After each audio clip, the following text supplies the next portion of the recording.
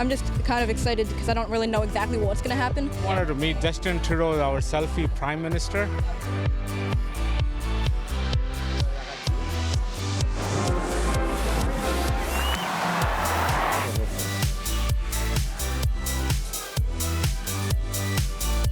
My Canada is jumping off the dock into clean water at my cottage.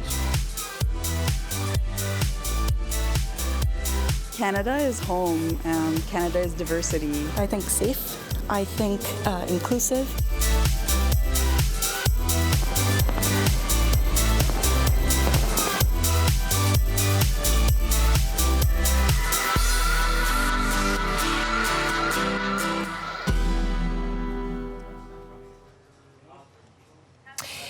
You're looking live at the Charlottetown Harbor, and the magnificent sight, as the camera pulls back, you'll see the tall ships in port. It's a gray morning, but that's not going to stop our drone from flying, because we're going to give you a view from on high, on the ground, and coast to coast to coast this morning.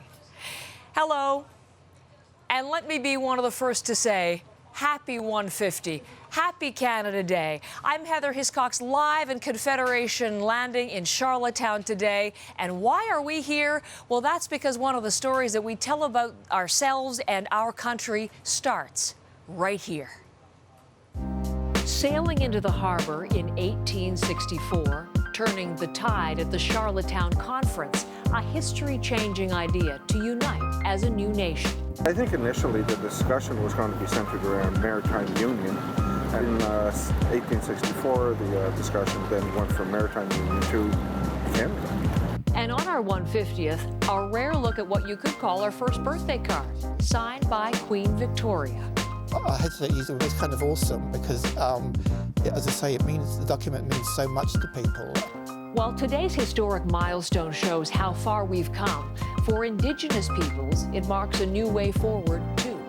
While we are celebrating Canada, we should also understand that we need to help everyone get a piece of this beautiful reality that we hope to make, not just for us, but for our children, our grandchildren. You hear in those words the note of hope, the beautiful reality that we hope to make. Well, that was exactly the tone set to start our day here in Charlottetown. I want to show you the scene on the water just a few minutes ago, just a beautiful scene. Well, this is actually once they came in off the water. That is Julie Pelletier-Lush, and that is the Premier, Wade McLaughlin, as she presented to him the first copy, a very special delivery, of something called A Book of Canadian Hope. And that is going to be one of the things we talk about in just a few minutes. Julie's going to join me at our location here in Confederation Landing, and we'll tell you more about that. But I want to take you next to Newfoundland. You know, you can't get too much farther east in our country than famed Signal Hill in St. John's, Newfoundland. Let's take a look at some pictures from there. And our live view is Jeremy Eaton. Now, Jeremy, you're going to know this so well. Every year we have this conversation.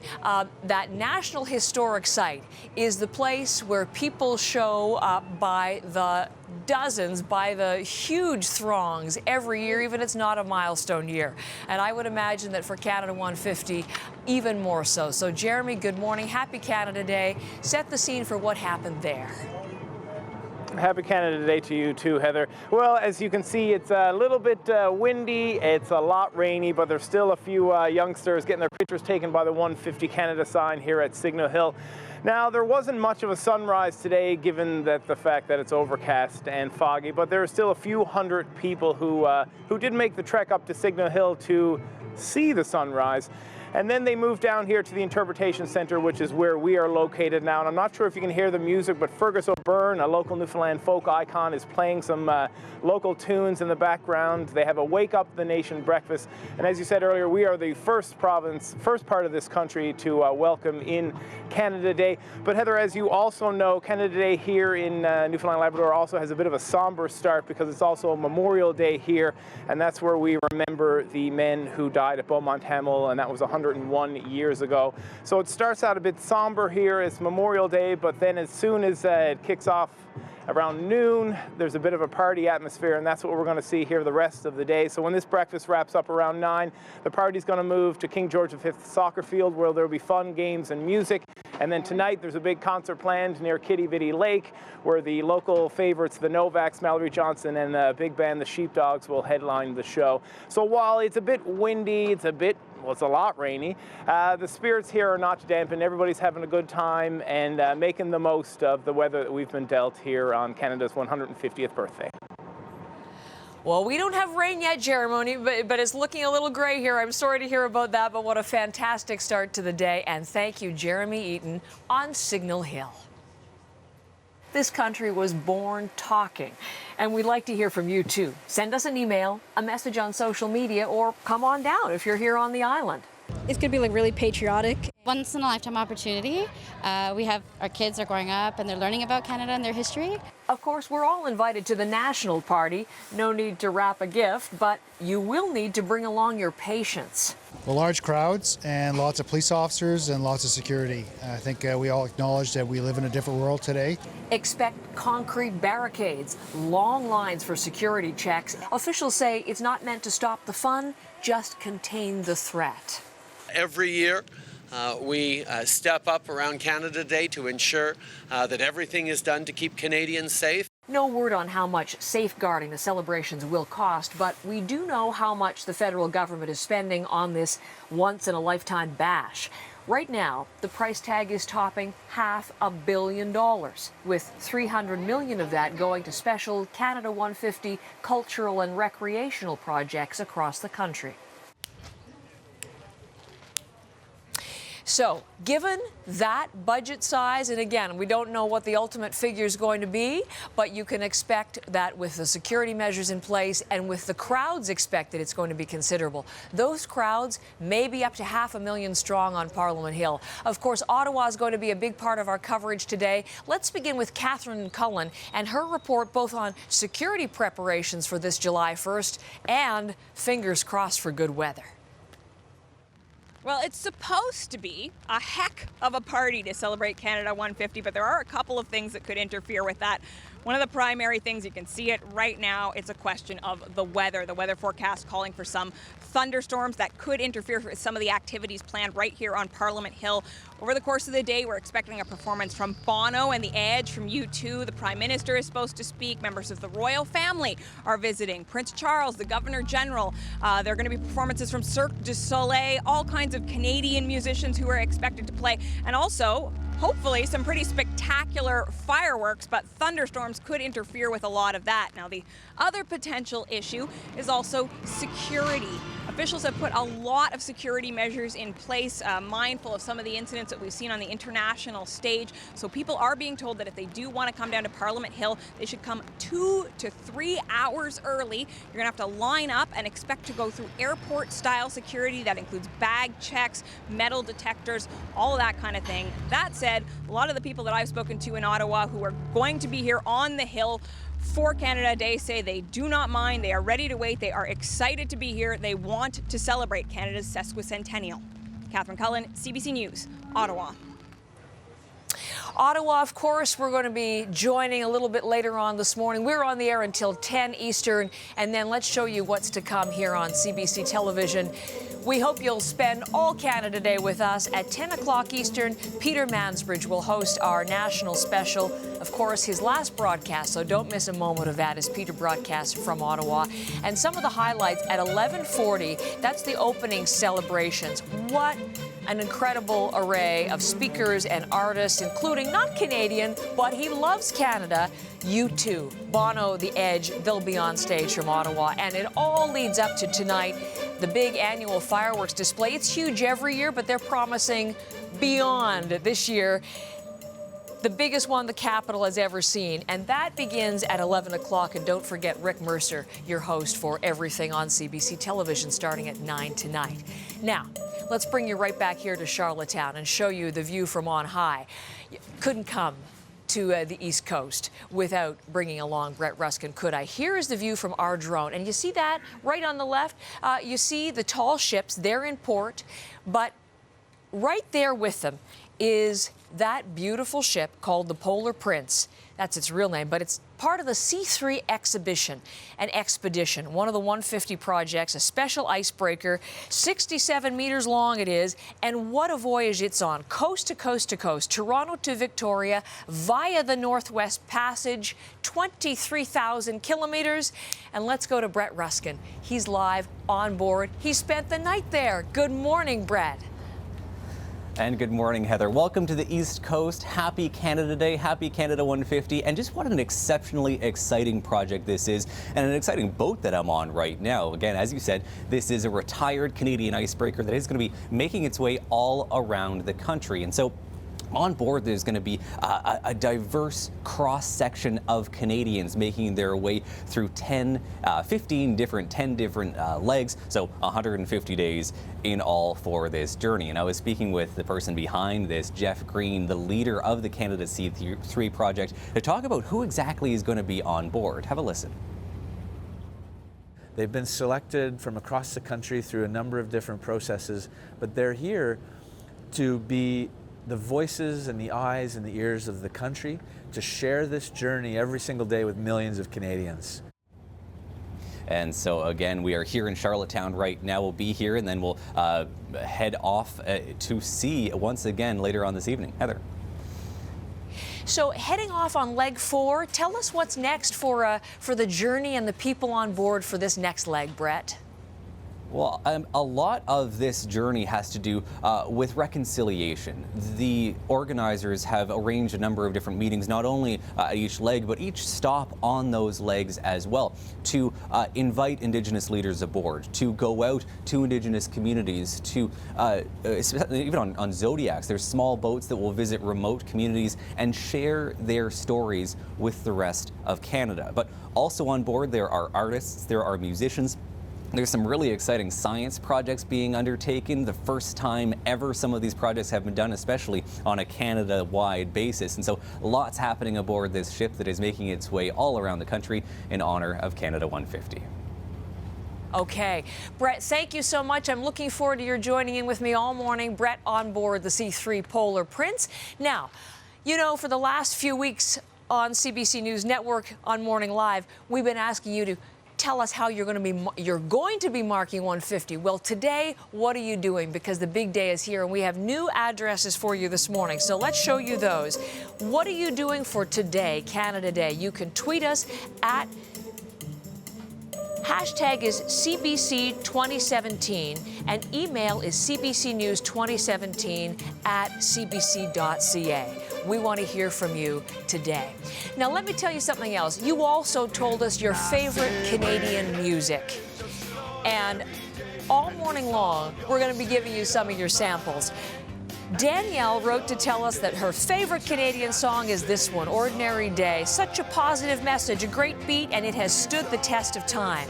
So let's enjoy a little bit of Great Big Sea, one of the happiest, go-luckiest Canadian bands there is. It's Canada Day, and you're watching CBC News Network.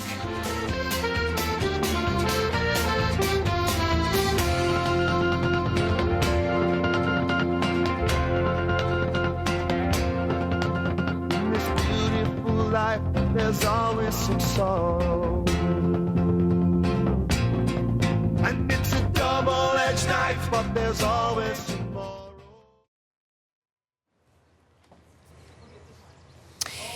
You're looking live at Charlottetown and Confederation Landing, and here's a scene from earlier this morning, how we began the day with a canoe arriving, and being paddled in is that woman, Julie Pellissier-Lush, with a very special delivery. Just going to give you a taste of this because I want to talk about this in more detail with Julie, who's my first guest this morning. Thank you so much for being here on this gray day, but you've given us a beautiful, hopeful note on which to start. Let's talk about your arrival number one. You're coming in, you're being paddled in, you know what you're going to deliver. What's going through your mind? Just the significance and importance of what we're doing here today. I mean, we canoed past the tall ships, and we came to Confederation Landing, and when we got there, there was this beautiful honor song being sung by our elder, Turley Levi. And as we came in, and then when we got up, then she smudged me. Right. Which was very significant. Then we walked up the Great George to Province House, where we met Premier Wade McLaughlin. And all the while, you're carrying something called a Canadian Book of Hope. First, a Book of Canadian Hope. A Book of Canadian Hope, the first copy of that. Yes. What is a Book of Canadian Hope, Julie? It's a project that had been worked on for quite a while. Duncan had gone from province to province, and he got these hopes and dreams. He's the one who has started this project. Okay. And he's the one who decided that it was time to collect all of our hopes and dreams, put it in a book, and then hopefully in 150 years, some of these have come true. So these are Indigenous hopes and dreams, collected, presented in book form to the Premier, and you want him to store it away in Province House, right? Yes. For 150 years. For 150 years. The project's called 300. So what are some of the hopes and dreams? Did you have a chance to look at some of them? I didn't quite yet. Okay. But I mean, because it was pretty much under wraps until today. But I did look through, and it looks amazing with all these Indigenous people from across Canada who've had their input. And just to be able to be even a small part of this project, delivering it and making sure that it got there safe to Wade, who's going to hold it. I mean, it's an amazing project, and I'm so glad to be a part of it. He gave you a very warm hug when he received that book and when he received you at Province House. And what did he say to you? And he said, "Thank you, Walalan." Walalig, which is Mi'kmaq, which is Mi'kmaq for thank you, Walalig. And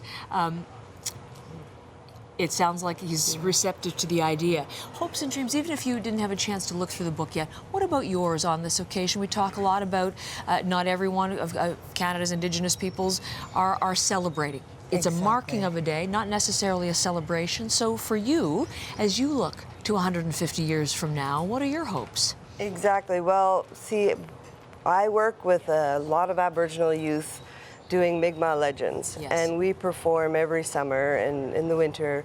But what we do is we try to push hope forward by bringing the stories of the past. And I think what we end up wanting to say about it is that you have to keep moving forward. Like, that is the thing. And it does not mean that we're bypassing or ignoring the concerns that are alive in Canada today. But it just means that we want to move forward, but in a good way. So and does this is then a start. represent an opportunity, do you think? Yes, to move forward in a good way, to at least present our hopes and dreams for the future, and hope in 150 years that these will come true. We began with someone expressing the hope of a beautiful reality.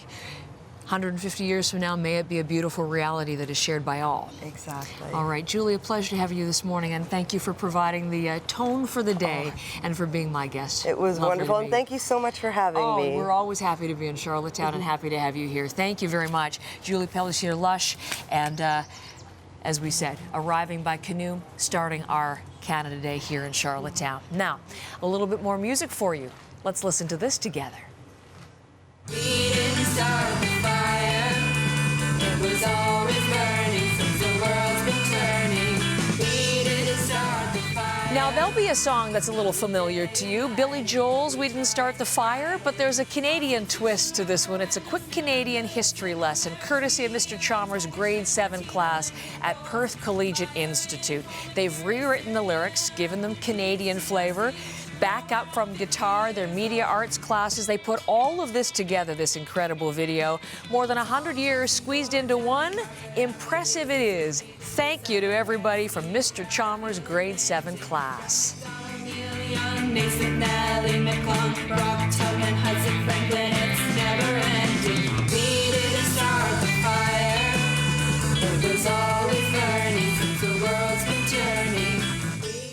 My Canada is. My Canada is. My Canada is. My Canada is. My Canada is jumping off the dock into clean water at my cottage. My Canada is natural beauty, diverse people, and a wonderful place to realize my dreams. My Canada is being able to go outside without feeling targeted for who you are, what you're wearing, or where you come from. My Canada is a place where people turn their voice into actions.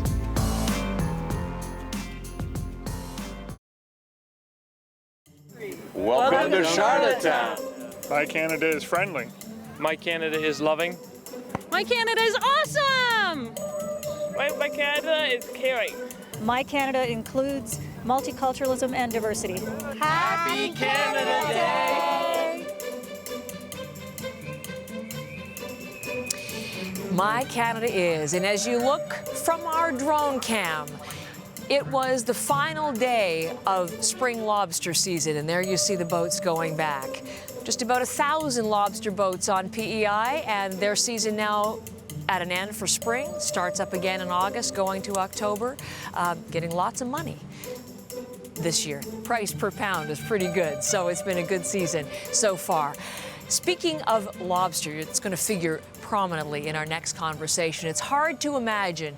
Here we are live at the Confederation Landing. Hard to imagine just how much food is going to be consumed at parties across Canada today for Canada Day. And if you haven't yet determined exactly what's going to be on your party menu, well, we aim to please. Kyle Panton is here. Kyle's the chef. Hi there at Sims. Sims Corner Steakhouse and Oyster Bar, which is just that way as the crow flies. Absolutely. On Queen Street. It's a popular spot in town for very good reason. Fire up the burners, Kyle, because we've asked Kyle to come up with a quintessential Canadian dinner. Absolutely. Excited to be here. Thanks for having me. So first I'm going to get going on our main just because we're kind of crunched for time. All right. So I'm going to start a polenta and a seared salmon in one. Salmon, of course. Yes. Well, so it's got to be Atlantic salmon on this side, right? Exactly. So the menu today is kind of reflecting of both East Coast, West Coast, with some central ingredients mixed in of Canada. Beautiful. So it's a real coast-to-coast flavor. Go right Exactly. ahead as we talk, and then we'll... yes. So polenta, right. I'm going to do butter, cremini mushrooms, and then I'm put my cream in, and then I'm going to add my cornmeal when that comes to a boil. Okay. For the salmon, I'm going to use some butter to just get it going, and then I'm going to just put the salmon in there and just let it slowly get seared and let it cook as it goes. Let's do that as we go. So as you're doing that, can I talk to you or will it distract you? You go ahead. So quintessential Canadian food. Where is the Canadian dining scene right now? Well, really, it's dining in Canada is huge everywhere. You got different ingredients coming from different places. It's all about local, isn't it? Absolutely, right now? and local is a big thing for me. Can I help? You tell me what I can do. Absolutely, yeah.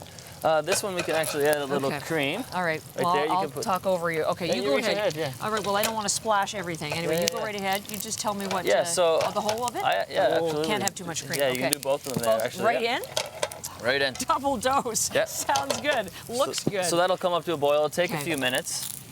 That's going to be for the polenta. So this is actually going to go in the polenta too. So I'm double using pans here. All right. So I just got them seared off a little bit. I'm just going to add them in there. Because this is our country is such a country of bounty. I mean, we have such beautiful things for you to work with. And it's not just land stuff. We got sea, we got fish, coming from the sea, lobster. Keep going there. Now I got my salmon You coming. just keep telling us what you're doing, and I won't So I'm interrupt just searing my salmon. I got it nice and seasoned there, salt and pepper, and I'm just going to let that keep going like that. And I'm going to actually cook it in the pan. At home, you might want to cover it, throw it in the oven for a little bit.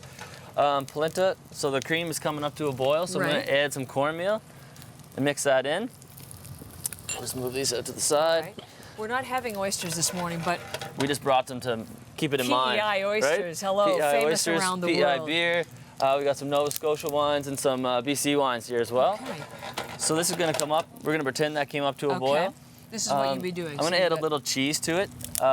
This is some Gouda cheese. So you got Gouda here in PEI. There's Gouda all across. You can use goat's cheese. You can use anything really, whatever you want. So I'm just going to add that in. We are cooking Canadian here this morning. Absolutely. Everything's from Canada. All right. So that together is going to come together for polenta. Yeah, so we're just going to let that cook. Right. Put that to the side. So we got our salmon here. I'm just going to flip it if I can. There we go. Bravo. I'm standing back. So I'm going to pretend that's cooked because I already have one done for you. Through the magic. Exactly. It's amazing. Are you putting a glaze together? Yeah, or what so we're going to do a little glaze. So we're going to use the butter that was in the pan with the salmon. Yes. I'm just going to take some Quebec maple syrup. Okay. Pour it in, deglaze my pan. I'm going to add a little bit of grainy mustard in there. So as you're doing this, keep working away. I want to bring on, show everybody at home and tell you about this too. Maclean's did a really interesting national poll for Canada Day and asked about favorite homegrown foods. Number one was, guess what it was? Poutine. Poutine, yeah, that makes sense. Yeah. Number one, but second was maple syrup. This is what made me think of it, yeah. maple syrup. Third was lobster, hello, which we're going to get to. Yeah. Alberta beef, and then Montreal smoked meat. So those were Absolutely, top 5 yeah. homegrown. What do you think of that list? It makes sense. You see them on menus everywhere, East Coast, West Coast, through Ontario, Montreal, of course. Exactly. So our glaze is ready here. So we're going to move over to these dishes here. Okay. And I'm going to just talk about these a little bit. All right, so these are all done for us. If we were having a Canadian meal, it would be. Absolutely. So we're going to start off with the lobster ravioli. Doesn't have to be lobster. You can stuff it with anything. So this is fresh made pasta. I did a little cream, corn, and asparagus sauce. Asparagus is actually from my own farm, One Vision Farms, that I own. We got little pea shoots on top, little chili oil. That's all it is. Very simple. Gorgeous. Look very at the tasty. just freshness, bright. It's all about how it looks Yeah, too, absolutely. isn't it? So you got lobster in there, one of the favorite Canadian foods. Yeah. And here we go We'll with go to the salmon. main dish here. So that's our polenta underneath, finished up and cornelled onto the plate.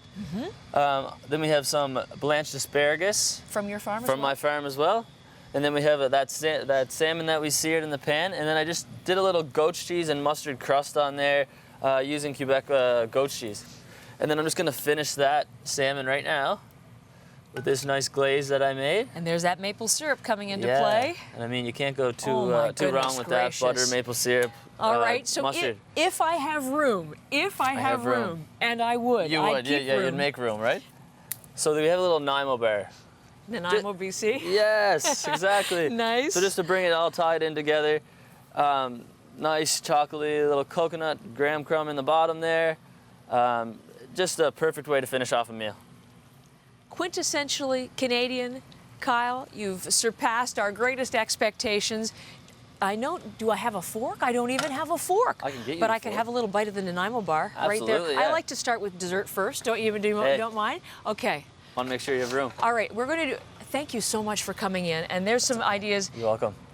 We can put some thoughts up on our Twitter account, Yeah, okay, absolutely. with your ideas. And come on down to Sims, give me a call, I'm always there. And you know, actually, if you happen to be in Charlottetown, this is going to be on the menu for the rest of the year. Yeah, and then we're For actually one- looking for a name to call this dish too. Oh, really? Yeah, to call this salmon dish here. So I think that might be going out and maybe on Twitter and we'll get some We'll tweet feedback. that out and we'll Yeah, get some ideas for absolutely. dishes for that. What a pleasure to have you in. Thanks. And Thanks so to much for Craig, having your us. owner, for coming down on this beautiful display. And as I enjoy my Nanaimo bar, here's a little bit more music for you. Because as we've been saying, Canada Day playlist, listen to this.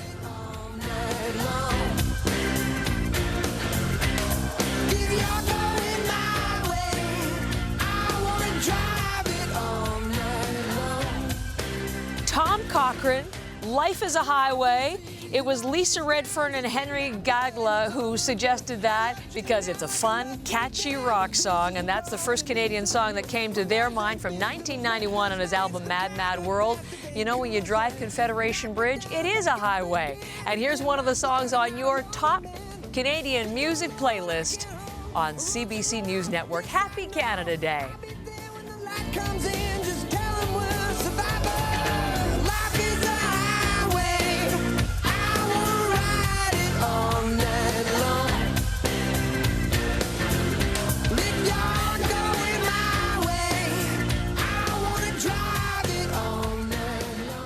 All right, a little history. It was a steamship, the SS Queen Victoria, that ferried many of the Fathers of Confederation here to the Charlottetown Conference. By 1864, the golden era of the sailing vessel was long past. But look at this. It has been reborn in spectacular fashion this holiday weekend in Charlottetown. The tall ships are in port, 9 of them. Let me take you aboard one of the most spectacular. It's the Dutch ship Europa to meet Captain Eric. Permission to come aboard. Granted. Thank you. What a pleasure to visit the Europa with her captain. And what a beautiful ship she is. They call these the cathedrals of the sea, don't they, tall ships? I have no idea. I've heard that, and I can see you have a beauty. It's just a sailing ship. Well, it's more than that. It's a special ship. Tell me a little bit about Europa. Europa wasn't always Europa. Started out as a lightship, Senator Brockers, and in the 80s basically she was rebuilt from what's left at the time, because she was built in 1911. So all just the hull, refurbished, right? And everything you see now on deck was built in the between late 80s, early 90s. What are they doing up there? They are furling. Okay. So otherwise these sails hang down in the wind and they flap all the time, and that causes chafe on the sails. Yeah. So Show me around, because they're working getting everything going here as you arrive and spend the weekend in Charlottetown. You should have seen us come in. It was because we were doing everything at the same time. It was a big mess of sales. Well, we did. We were showing you live as you came in on television, and it looked just beautiful. Show me down here. Let's take a look at some of the rest of the ship. So here we are on another deck. Lots of activity going on. What's everybody doing now?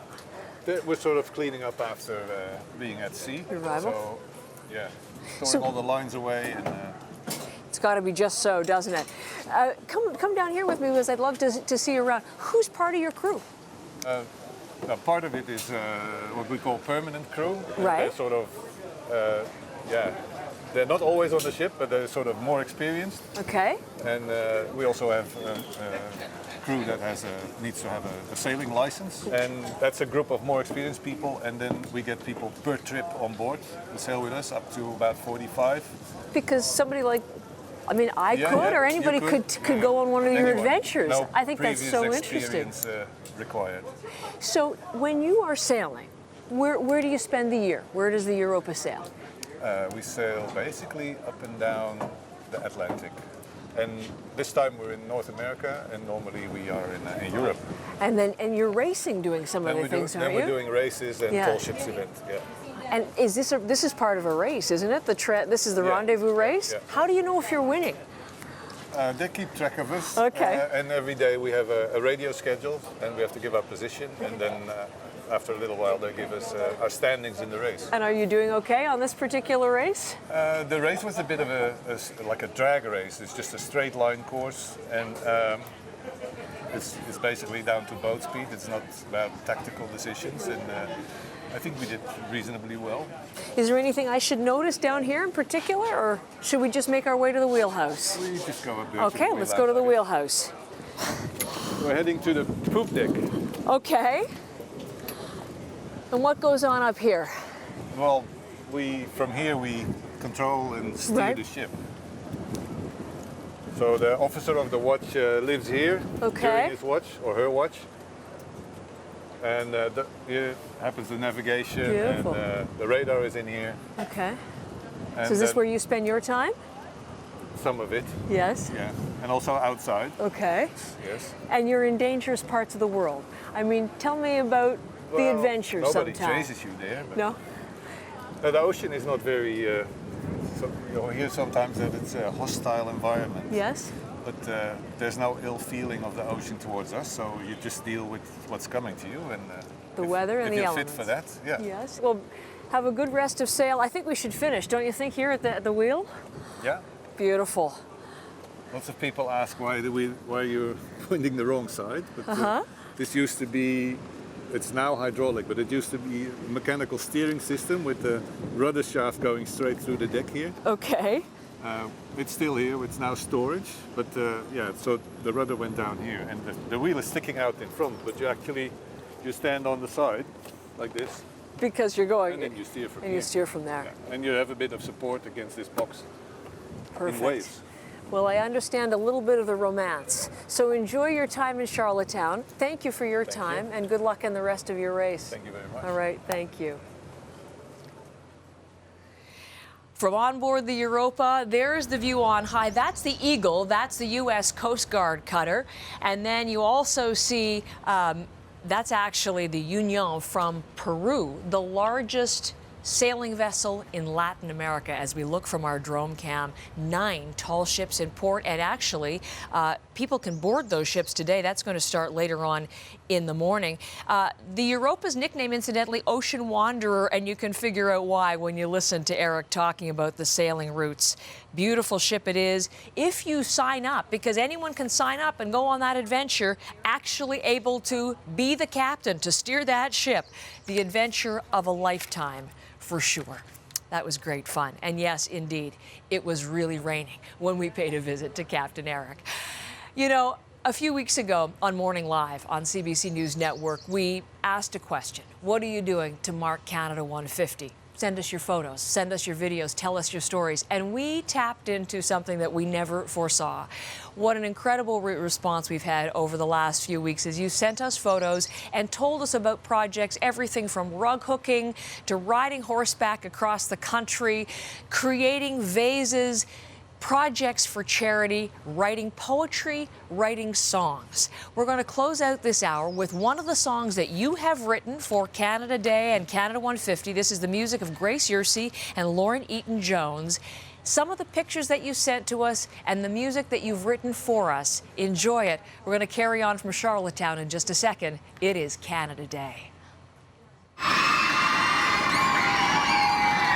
we celebrate the 150, there's something that we want the world to know. Yes, we love our syrup and skating on ice. And oh my God, we're so polite and nice. Our northern lights are a sight to be seen. Hey, to the mall, adore la poutine. Timmy's double-double will start your day for less than a toonie. That's pretty good, eh? Thanks to Alex, we can tweet and text. Canadian adventures, yeah, some of the best.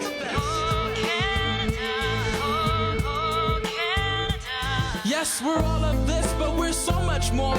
We're not an extension of our neighbor next door. We a nation of nations, of many races, and beautiful faces from different places. A country that believes in equality, cause we're really all part of humanity. Oh, Canada, oh, Canada. You know we can't rewrite our history, but we could right the wrongs of the powers that be. To fulfill the First Nation prophecy, let's light the eighth fire, peace and harmony. If we listen to each other, share the land with one another, then we'll always be united. Canada, oh Canada. Let's all sing as one in celebration. Let's sing as one. As we stand together, feeling proud. Let our voices ring across the nation.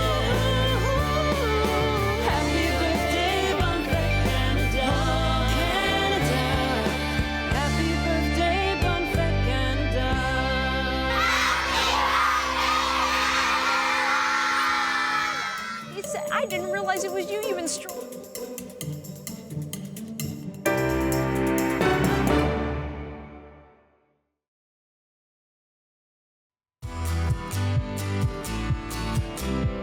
Happy birthday, Canada!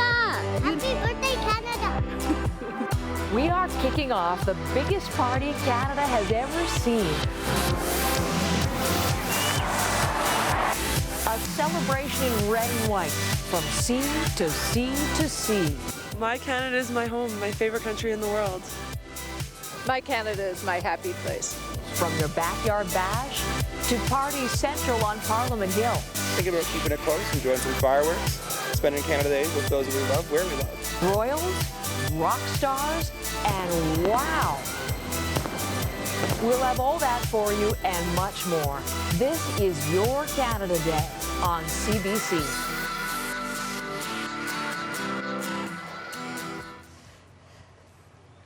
And we're looking live at the Charlottetown Harbor. And the magnificent sight, as you see, we widen the view of the tall ships in port. And HMCS Charlottetown to boot. Yes, it's a gray morning here in Charlottetown, but not so gray that it's going to stop us from flying our drone, because we want to give you today a view from on high, on the ground, and coast to coast to coast. Hello, and Canada. Happy 150. I'm Heather Hiscox, live in Confederation Landing in Charlottetown. And why are we here this morning? Very simple, because one of the stories that we tell about ourselves in Canada begins right here. Sailing into the harbor in 1864, turning the tide at the Charlottetown Conference, a history-changing idea to unite as a new nation. I think initially the discussion was going to be centered around maritime union. In 1864, the discussion then went from maritime union to Canada. And on our 150th, a rare look at what you could call our first birthday card, signed by Queen Victoria. I had to use the word, it's kind of awesome because, as I say, the document means so much to people. Well, today's historic milestone shows how far we've come. For Indigenous peoples, it marks a new way forward, too. While we are celebrating Canada, we should also understand that we need to help everyone get a piece of this beautiful reality that we hope to make, not just for us, but for our children, our grandchildren. We'll explore that note of hope with Chief Brian Francis from the Abogwait Mi'kmaq First Nation in just a few minutes, one of our special guests here in Charlottetown. But let's look ahead for you so you know what to expect all day here on CBC Television. I'm on air with you until 10 o'clock Eastern, and then Peter Mansbridge beginning our national coverage from Parliament Hill, 10 o'clock in the morning Eastern through until the afternoon. At 11:40, that's when things really begin. The opening celebrations, the opening ceremony. We're showing you two because that's one of the headliners. Of course, we have some amazing Canadian talent, but you know how Bono feels about Canada. He loves our country. He's going to be performing with The Edge and the rest of the band as part of the opening. And then, need I remind you that tonight, the annual fireworks display in Ottawa, it's always spectacular, but this year being billed as the biggest the capital has ever seen, and it's supposed to begin at 11 o'clock. And if you're watching on television, Rick Mercer will be your host for the evening's programming on CBC Television. This country was born talking, and we'd like to hear from you too. Send us an email, a message on social media, or come on down if you're here on the island. It's going to be like really patriotic. Once in a lifetime opportunity. We have our kids are growing up and they're learning about Canada and their history. Of course, we're all invited to the national party. No need to wrap a gift, but you will need to bring along your patience. Well, large crowds and lots of police officers and lots of security. I think we all acknowledge that we live in a different world today. Expect concrete barricades, long lines for security checks. Officials say it's not meant to stop the fun, just contain the threat. Every year, we step up around Canada Day to ensure that everything is done to keep Canadians safe. No word on how much safeguarding the celebrations will cost, but we do know how much the federal government is spending on this once-in-a-lifetime bash. Right now, the price tag is topping $500 million, with $300 million of that going to special Canada 150 cultural and recreational projects across the country. You see the stage in that video. We're going to take you to Ottawa Live now, and our Rosemary Barton, who's part of our coverage this morning, she's going to be spending the day with, several 100,000 of her closest friends, right, Rosemary? Something like that. Well, set the scene for us. And we only have 3 hours before Peter takes over, so I don't know if you can fit in all of the activities in the next 3 hours. Space them out. Set that scene for us, Rosie. Well, first of all, it's sprinkling, right? And we knew that this might happen, that the weather forecast has not looked good for many days now. It always rains on Canada Day. Usually it holds out till a little bit later. It looks like we may not get so lucky this year, but people are equipped. And here's the other thing, Heather. I have never, and I've done a number of these by now, as you know, I have never seen this many people on Parliament Hill this early before. Usually you get one or two diehards, who've got their faces painted.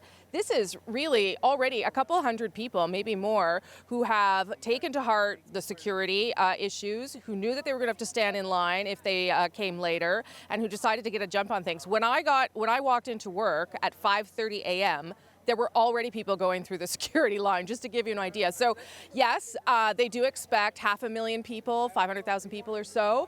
I actually think that estimate might be right, and it doesn't look like the soggy predictions for weather are going to dampen anyone's spirits. They're turning out in droves, and they all are in pretty good spirits for now. It looks and sounds great. One of the words that we've been hearing in the days leading up to today, Rosemary, is unprecedented. Unprecedented crowds, but also unprecedented security. I was mentioning some of the measures just as we were introducing you, but what are you seeing of a security presence there so far today? Yeah, again, this is, you step outside right now in downtown Ottawa. It is very unlike the downtown Ottawa you would be used to. There are, as you mentioned, cement barriers placed along major roads. The perimeter, the security perimeter, actually went into effect a number of days ago and has sort of wreaked havoc on traffic down here for a number of days. They've also got dump trucks, snow plows, backhoes positioned in some key streets because, as we know, unfortunately, some of the new tactics have been, for people to drive cars into places where there are crowds amassing. So they've taken all that to heart as well, and they have large vehicles placed in some key points. The security checkpoint for people coming in is very long. It's sort of like like a big maze you have to go through, not unlike airport security. There are police officers all over downtown Ottawa with large automatic rifles. So it doesn't look like Ottawa, but everyone says that this is what is needed. It's not because there is any kind of imminent threat. They are just taking to heart the realities of some of the things we've seen in other parts of the world. And I have to say, even with all that security, everyone seems pretty excited and pretty keen to be here. And no one expects that any of that is going to, turn anyone away, certainly, or change what everyone hopes is going to be a pretty fantastic party. Probably the biggest one that we've ever seen, anyway. Okay, listen, sounds great, Rosemary. Thank you, and thank you for being part of our show. Look forward to speaking to you in an hour's time. Rosemary mentioning the security, just to let you know that even in a city Charlottetown size, heightened security for this Canada Day, similar to what Rosemary was mentioning at Victoria Park. There will be concrete barriers set up to prohibit any vehicles from getting close to where people are gathering and celebrating. And as you look at the tall ships, people who are going to be taking those tours on deck, they have to go through checkpoints as well. It's all part of the additional measures. Now, that's the view from on the ground. We want to show you those tall ships. Just beyond the tall ships, you can just see the smokestack from where I am. There's the full view, though, from the drone of the Polar Prince. It's the C3 expedition, coast to coast to coast, 150 days long, 23,000 kilometers. The ship has joined us in port in Charlottetown, and guess who is aboard? Brett Ruskin, who spent the night. How was your berth? The berth was great, Heather. This was a Canadian Coast Guard icebreaker vessel, and so it's designed for kind of long haul treks through the north of Canada, and that's exactly where this ship is going to be going in the next number of legs in the next weeks and months ahead. So I'm still on the ship, but on a very special part of the ship. I'm here in the Gord Downey Cheney Wenjack Legacy Fund room, and this room is designed for conversations about reconciliation, about the last 150 years of Canadian history, about the next 150 years of Canadian history, what people want to know about this country, what we want this country to be. And so inviting on non-Indigenous and Indigenous leaders here to have conversations. And I spoke with Jeff Green, who is the leader of the Canada C3 project, and he explained really what this room is all about. Have a listen. It's a space, a sacred space on the ship where we have discussion, sharing, trust building, where both our Indigenous and non-Indigenous participants come together and guests come. We have ceremony. We've had amazing moments in there of tears and joy and laughter. We had the Prime Minister in yesterday. We've had chiefs from different traditional territories. And now it also acts as kind of a showcase for different items that are gifted to the ship. For example, a pair of lacrosse sticks here from the Akwesasne First Nation, and then a pair of snowshoes here from the Innu First Nations near Mingan, Quebec. And so just a really special room here aboard the ship. Heather. Really interesting how the evolution or the metamorphosis really of this expedition started with celebration, has become a theme of reconciliation, and you hear that so strongly in Jeff's words. You're heading off, or I guess not you, you're coming off the ship. I know you're staying with us, but the people who are on board the C3 getting set to begin leg 4, Brett, what happens from here? Yeah, that's right. I'll be riding the ship actually down to Halifax to head back home. But there's going to be a number of other participants who will continue on all around the country, again, going from Toronto to Victoria, kind of the long way around. And on board, there's going to be all kinds of really interesting science projects as well. I'll go into a few of them later on in the morning. But for example, studying microplastics in the water. So taking samples from the water that they're passing through to examine exactly how much microplastics are in each part of Canada's coastline all around the coast. So really interesting projects like this. As you said, a multifaceted endeavor here to circumnavigate the entire country. Heather. So jealous I didn't apply, but I might join you on that leg to Halifax because it sounds fantastic. Brett, thank you. Happy Canada Day to everybody on board, and we'll speak again a little bit later on in the morning. Right now, they want to go back to our weather network. Ross is with us this morning, and Ross, it all comes down to you. This is the chips are down on Canada Day, of course. We have calm winds, calm seas here in Charlottetown in the harbor, but stormy conditions elsewhere in the country. What's going on particularly in Ontario and Quebec today? We do, Heather. That's absolutely right. And there is that risk of some strong to severe storms as you get right around the Ottawa and Montreal area as we head towards the second part of the day. So you can see the risk map pretty widespread through Ontario and Quebec, but there's the greatest potential for some severe cells, and there's even a tornadic risk as well. We'll talk more about that in just a second, but there is some cloud cover out there right now. Still some people actually already at Parliament Hill this early in the morning, despite the rain and the clouds that we're already dealing with. Once this morning activity slides off towards the east, we can start to get some daytime heating building in throughout the afternoon, and then there could be some individual discrete supercell storms that fire up across parts of the eastern townships, eastern Ontario. So the threat of some really strong storms expected later on. Now that's also going to be in combination with a warm front that's positioned through southern Quebec, eastern Ontario. South of the warm front we'll get southerly winds that'll pump in some warm and humid air. North of it we get northeast winds, and it's along that intersection of wind converging together that allows these storms to spin a little bit more. And that's why the severe threat is with us in eastern Ontario. Cloud cover starts to decrease across southern Ontario this evening, so we'll see some showers this afternoon for the GTA. Pretty nice conditions though for viewing some fireworks later on. The clouds linger though, unfortunately, for the Ottawa and Montreal area, so that is something to keep in mind. And with that humidity pumping in from the south, there is that increased threat of some localized flooding. With some of the showers that do develop, we could see some heavy downpours. Now for Newfoundland, some morning showers that pushes into the North Atlantic, and then some overnight showers and some embedded storms start to move in from the Maritimes from west to east. And there could be a couple of pop-up showers and storms this afternoon in Nova Scotia. That should be non-severe. We'll also watch some active weather in Alberta, some severe storms a possibility. All right, Ross, thank you very much. Live in Charlottetown, we couldn't bring you to Prince Edward Island without showing you Green Gables from our drone. Such a part of the tourism industry is this place. Lucy Maud Montgomery's book from 1908, you know, more than 50 million copies have sold worldwide, and it's been translated into 20 languages. Very popular within Japan. Now, listen to the song we're playing. Let's listen in for just a moment together, and then I'll tell you about it. Late-breaking story on the CBC. A nation whispers, we always knew that he'd go free.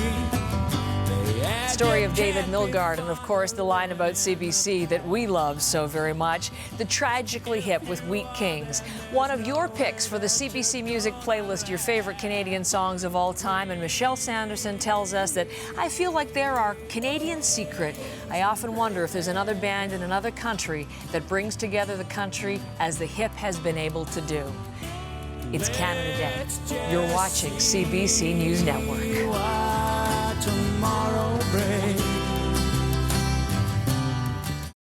Welcome to Charlottetown.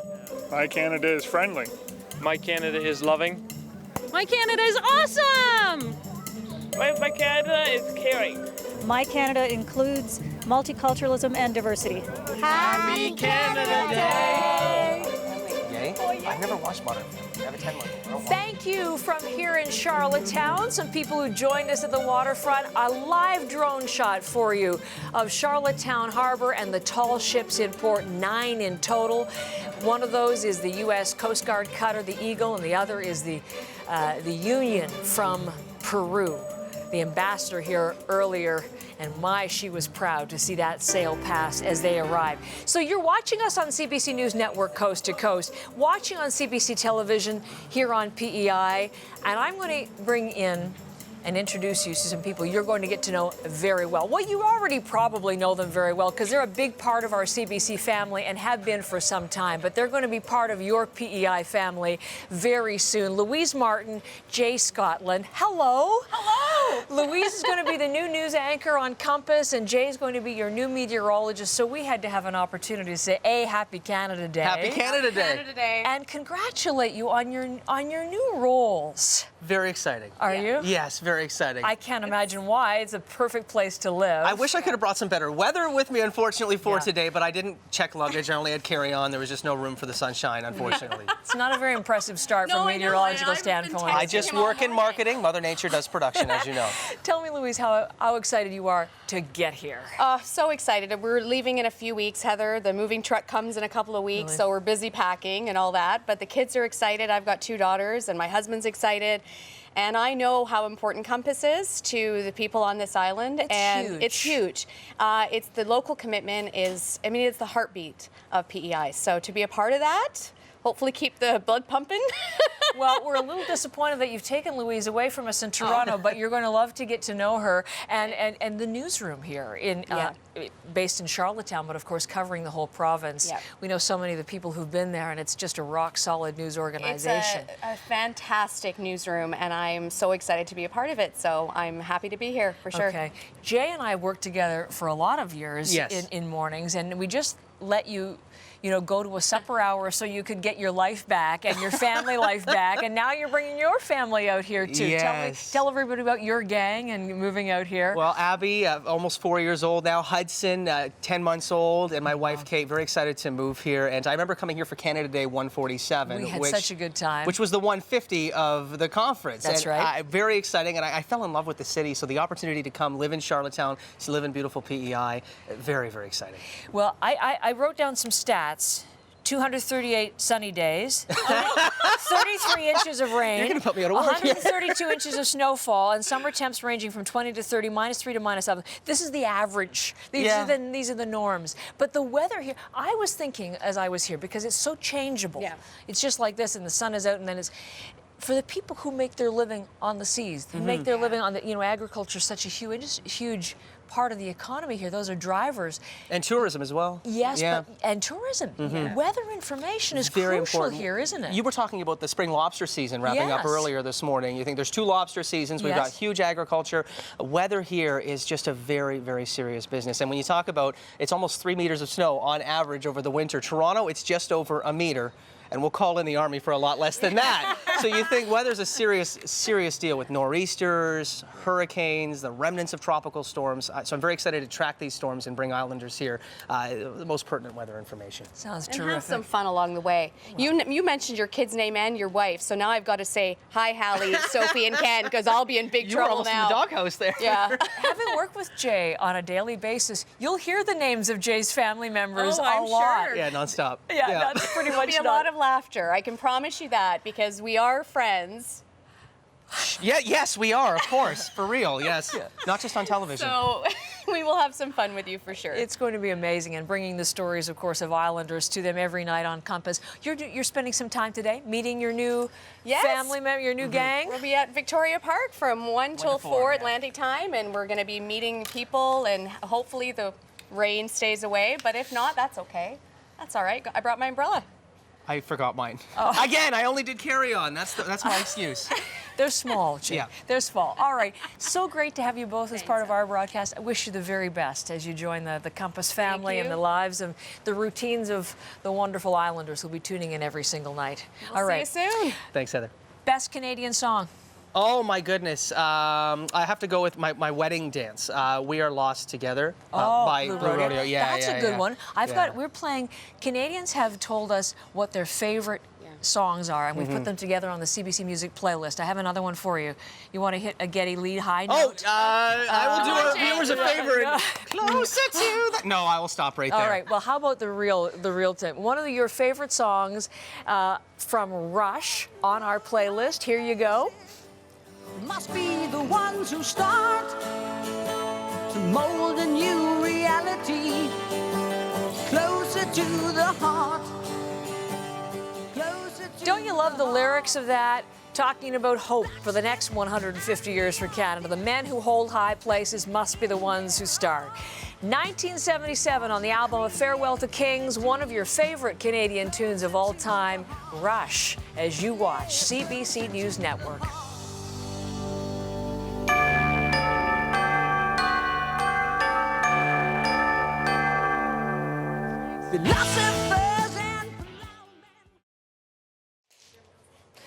Look at what they brought me. They brought me a Canada 150 shirt from Cows. Moo, eh? Thank you, Jay and Louise, as they head off to meet people at Victoria Park. You know, we're celebrating here in Charlottetown, Confederation Landing. There are more than 80,000 Canadians, though, who live in the UK. Expats, most of them based in London. And where's a Canadian in London to go? I suppose the Maple Leaf Pub, which is in Covent Garden. But the focal point always for Canada Day celebrations in London is right there in Trafalgar Square, right in front of Canada's High Commission. And there we find this morning, taking it all in, our own Adrian Arsenault. Adrian. Good morning, Heather, from the calm before the storm of Trafalgar Square in London. And it really is only calm now because they actually haven't started selling the beer yet, or the donuts, or the poutine. There will be plenty of that all day long. As you know, because I know you've been here, the celebrations here in Trafalgar Square are a bit of an on and off tradition. When they do happen, the square by the end of the day is usually full of sunburned people, little inebriated. There's always music, there's always ball hockey. All of that will happen today. Interestingly, though, they are starting off Canada Day here in Trafalgar Square with yoga, as you do, I suppose, to get ready for this sort of day. People were lining up for this pretty early. It's a very quirky London thing. This city needs a bit of a party as well. You know, the last couple of weeks have been very, very difficult for London in particular. And if you think back to the London Bridge terror attack, the very first person who was identified to have been killed in that terror attack was a Canadian, young Chrissy Archibald. And when her family started telling the world about her, they started talking about how much she gave back to charities and how much she believed in social justice, which is why we see these signs everywhere here today. This was Chrissy. Her family started that incredible hashtag, Chrissy Sent You, encouraging people to donate. That's what's happening here today. All the water that's being sold here today is going to a homeless shelter, known as Shelter, that has been doing an awful lot of work in the last couple of weeks, in particular for the people who were left homeless after that horrible apartment fire at Grenfell Tower. It's all being raised in the name of Chrissy. The story of this young woman really touched people in this city, and already they're starting to line up and buy that water in her name for her. It's a very Canadian thing to be happening in the heart of London. Heather? Adrian, thank you so much. And watching those scenes reminds me actually of a number of years ago when we were broadcasting from Trafalgar Square for the London 2012 Olympics. I tell you that because you maybe know I've been privileged to cover 7 Olympics in my time at CBC. But no competition I have ever seen at an Olympic Games is anything what you're going to be introduced to now. One of the highlights of Canada Day celebrations is something called the Steel Timber Sports Canadian Champions Trophy. And when you see this, you won't be singing I'm a Lumberjack anymore, because these are elite athletes. And there's no one better to introduce you to perhaps the world's oldest extreme sports than the current Canadian champion, Sterling Hart, from Maple Ridge, BC.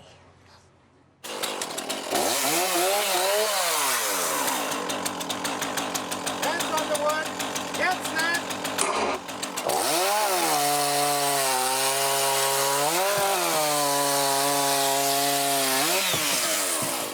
And we're underway.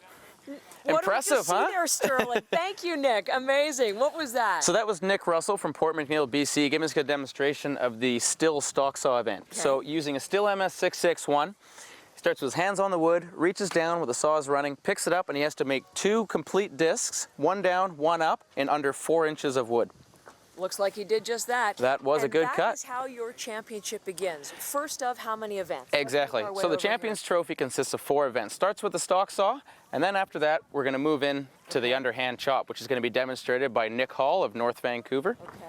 So what is Nick going to be doing here? How does this So Nick's going to be cutting between his feet. Halfway through on one side, he's going to turn around and finish on the other, swinging that 8-pound razor blade between his feet. So we'll send Nick off.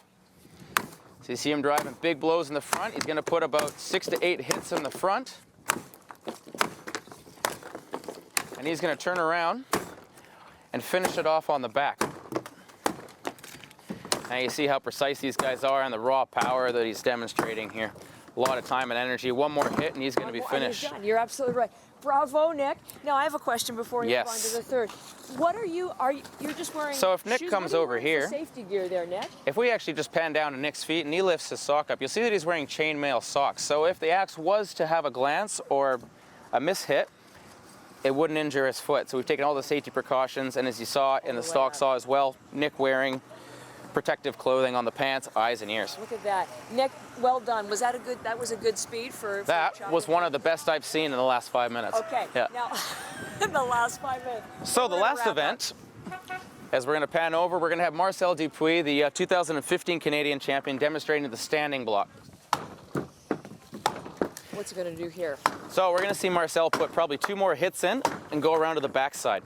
Now we expected to drive this off in probably about 6 to 7 hits. This would be exactly as if you were felling a tree, really. Exactly.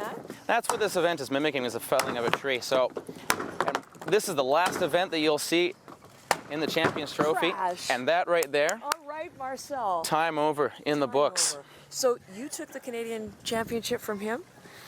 Well, he actually took it away from me originally. Okay, So and then back and forth, so the competition's going to be I was the 2014 champion, he was 2015, so I came back and took it again. Oh, we'll find out who's 2017. You know what? It's going to be a really exciting race, so we hope everybody tunes in on the Still Timber Sports Canada live stream. It is really exciting to watch. How did you ever get into this?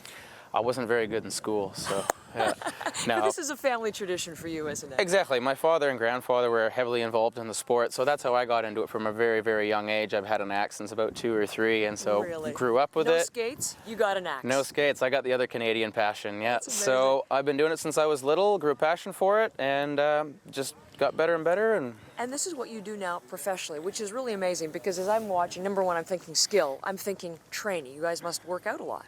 Yeah, like the amount of hours that goes into something. Basically, it's like any sport. You get out what you put into it, right? So there's like late nights in the gym, dieting, event training. We travel all over the world, thousands of dollars in equipment, and it's got to be specialized. The blades and the saws. They and get the shipped in axes. specially from New Zealand at about $800 a piece. The cross-cut saws are about $2,500 a piece, so it's not a cheap sport. No. And it's not a sport without its risks.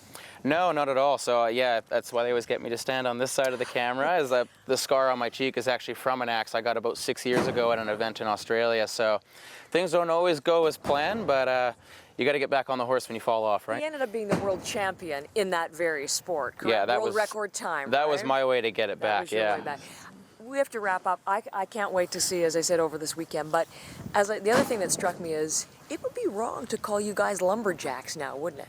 We're no longer lumberjacks, so these guys are timber sports athletes. Pro athletes, elite athletes, and what a treat to watch you up close in action.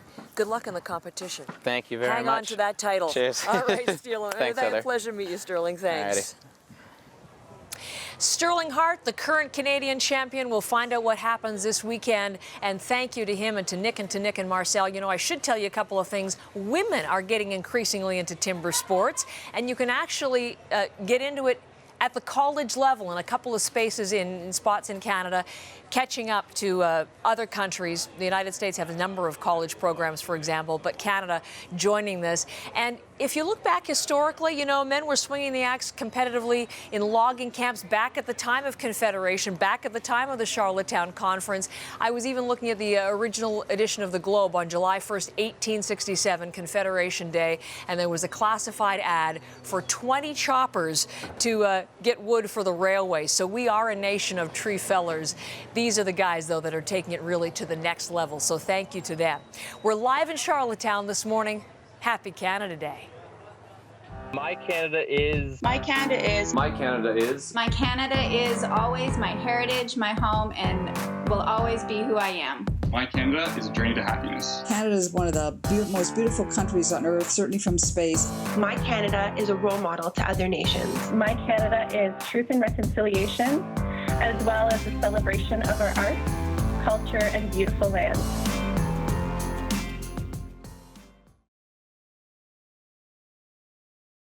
Thank you very much. From the studio in Toronto, we are live with our drone flying over the Charlottetown Harbor and the tall ships in port, as they are all weekend. They made a special detour because of Charlottetown's place in the story of this country's history, the site of the Charlottetown Conference in 1864, and they are here and welcoming people aboard all through this holiday weekend.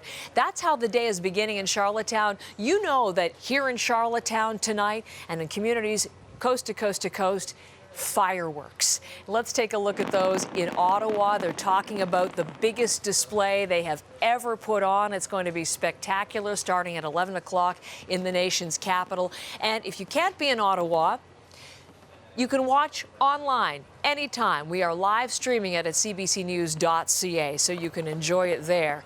And of course, tonight you'll want to know how many layers to wear, what to bring. Ross has all those details for you.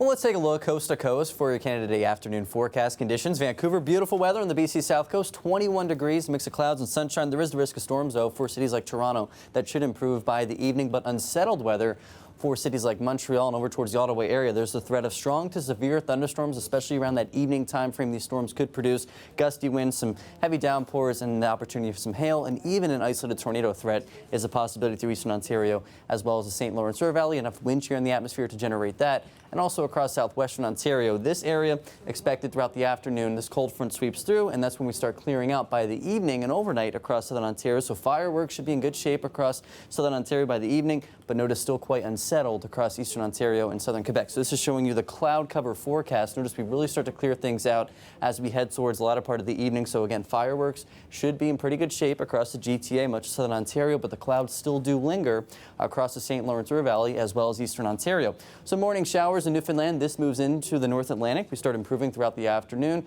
but we also want to watch some overnight showers and embedded thunderstorms track across the Maritimes.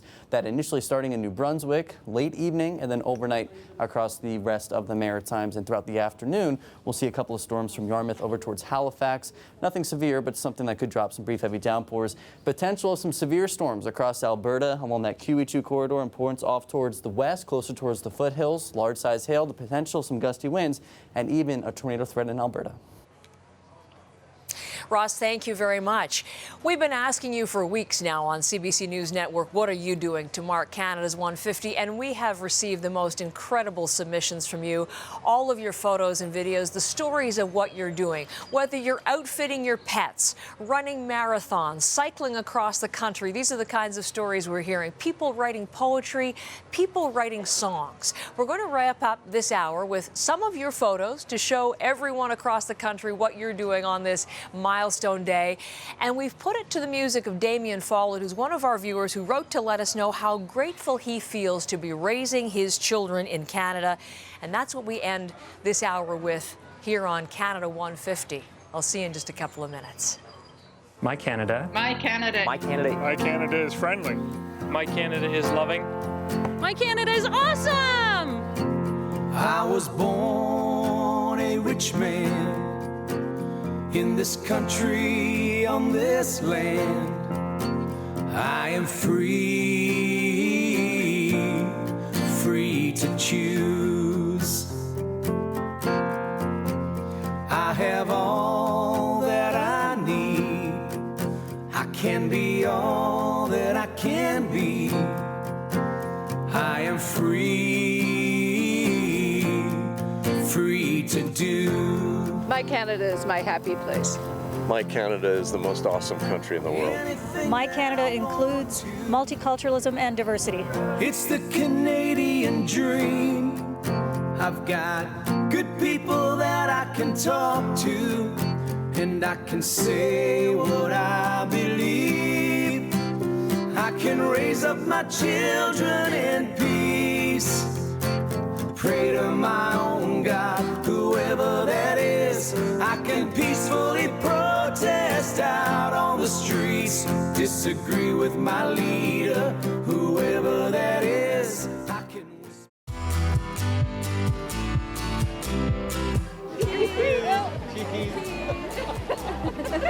Happy birthday, Canada. Yay! We are kicking off the biggest party Canada has ever seen. A celebration in red and white, from sea to sea to sea. On Canada Day, you really get to see how many different types of people there are living in Canada. From your backyard bash to parties central on Parliament Hill. Happy Canada Day! Royals, rock stars, and wow! We'll have all that for you and much more This is your Canada Day on CBC.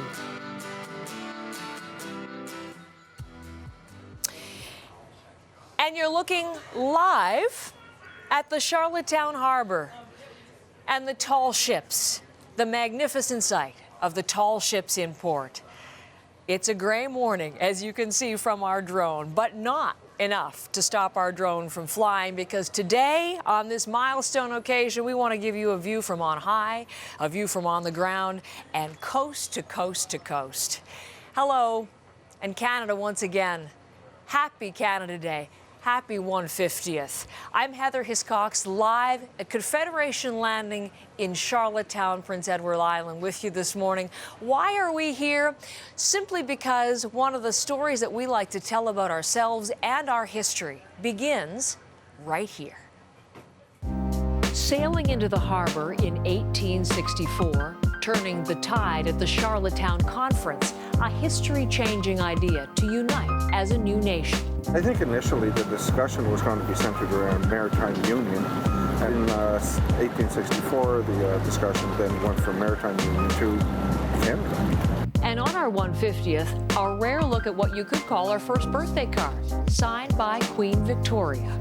I had to use the word kind of awesome because, as I say, the document means so much to people. Well, today's historic milestone shows how far we've come. For Indigenous peoples, it marks a new way forward, too. While we are celebrating Canada, we should also understand that we need to help everyone get a piece of this beautiful reality that we hope to make, not just for us, but for our children, our grandchildren. This beautiful island province. Now, we have the singular pleasure of starting our coverage today and starting the national party, but it's going to continue all day. So here's what's to watch on CBC News Network and CBC Television. We're on the air until 10 o'clock, and then at 10 Eastern, Peter Mansbridge will host from Ottawa. And of course, it's Peter's last special, so don't miss one moment of that. 10 o'clock, Peter begins. One of the highlights of this morning's program is the opening ceremony. A number of dignitaries, it'll be a beautiful air show. Why are we showing you two? Because they are performing. You know what they feel about Canada. They think that we are leading the way. So Bono and the Edge, the rest of the band, they're there and they'll be on stage for us this morning. Working through the afternoon, and then in the evening, Rick Mercer, your host as of 9 o'clock. And capped off by fireworks display, the biggest Ottawa has ever seen. Going to be live streamed at CBCNews.ca, and it begins at 11 p.m. This country was born talking, and we'd like to hear from you too. Send us an email, a message on social media, or come on down if you're here on the island. It's going to be like really patriotic. Once in a lifetime opportunity. We have our kids are growing up and they're learning about Canada and their history. Of course, we're all invited to the national party. No need to wrap a gift, but you will need to bring along your patience. Well, large crowds and lots of police officers and lots of security. I think we all acknowledge that we live in a different world today. Expect concrete barricades, long lines for security checks. Officials say it's not meant to stop the fun, just contain the threat.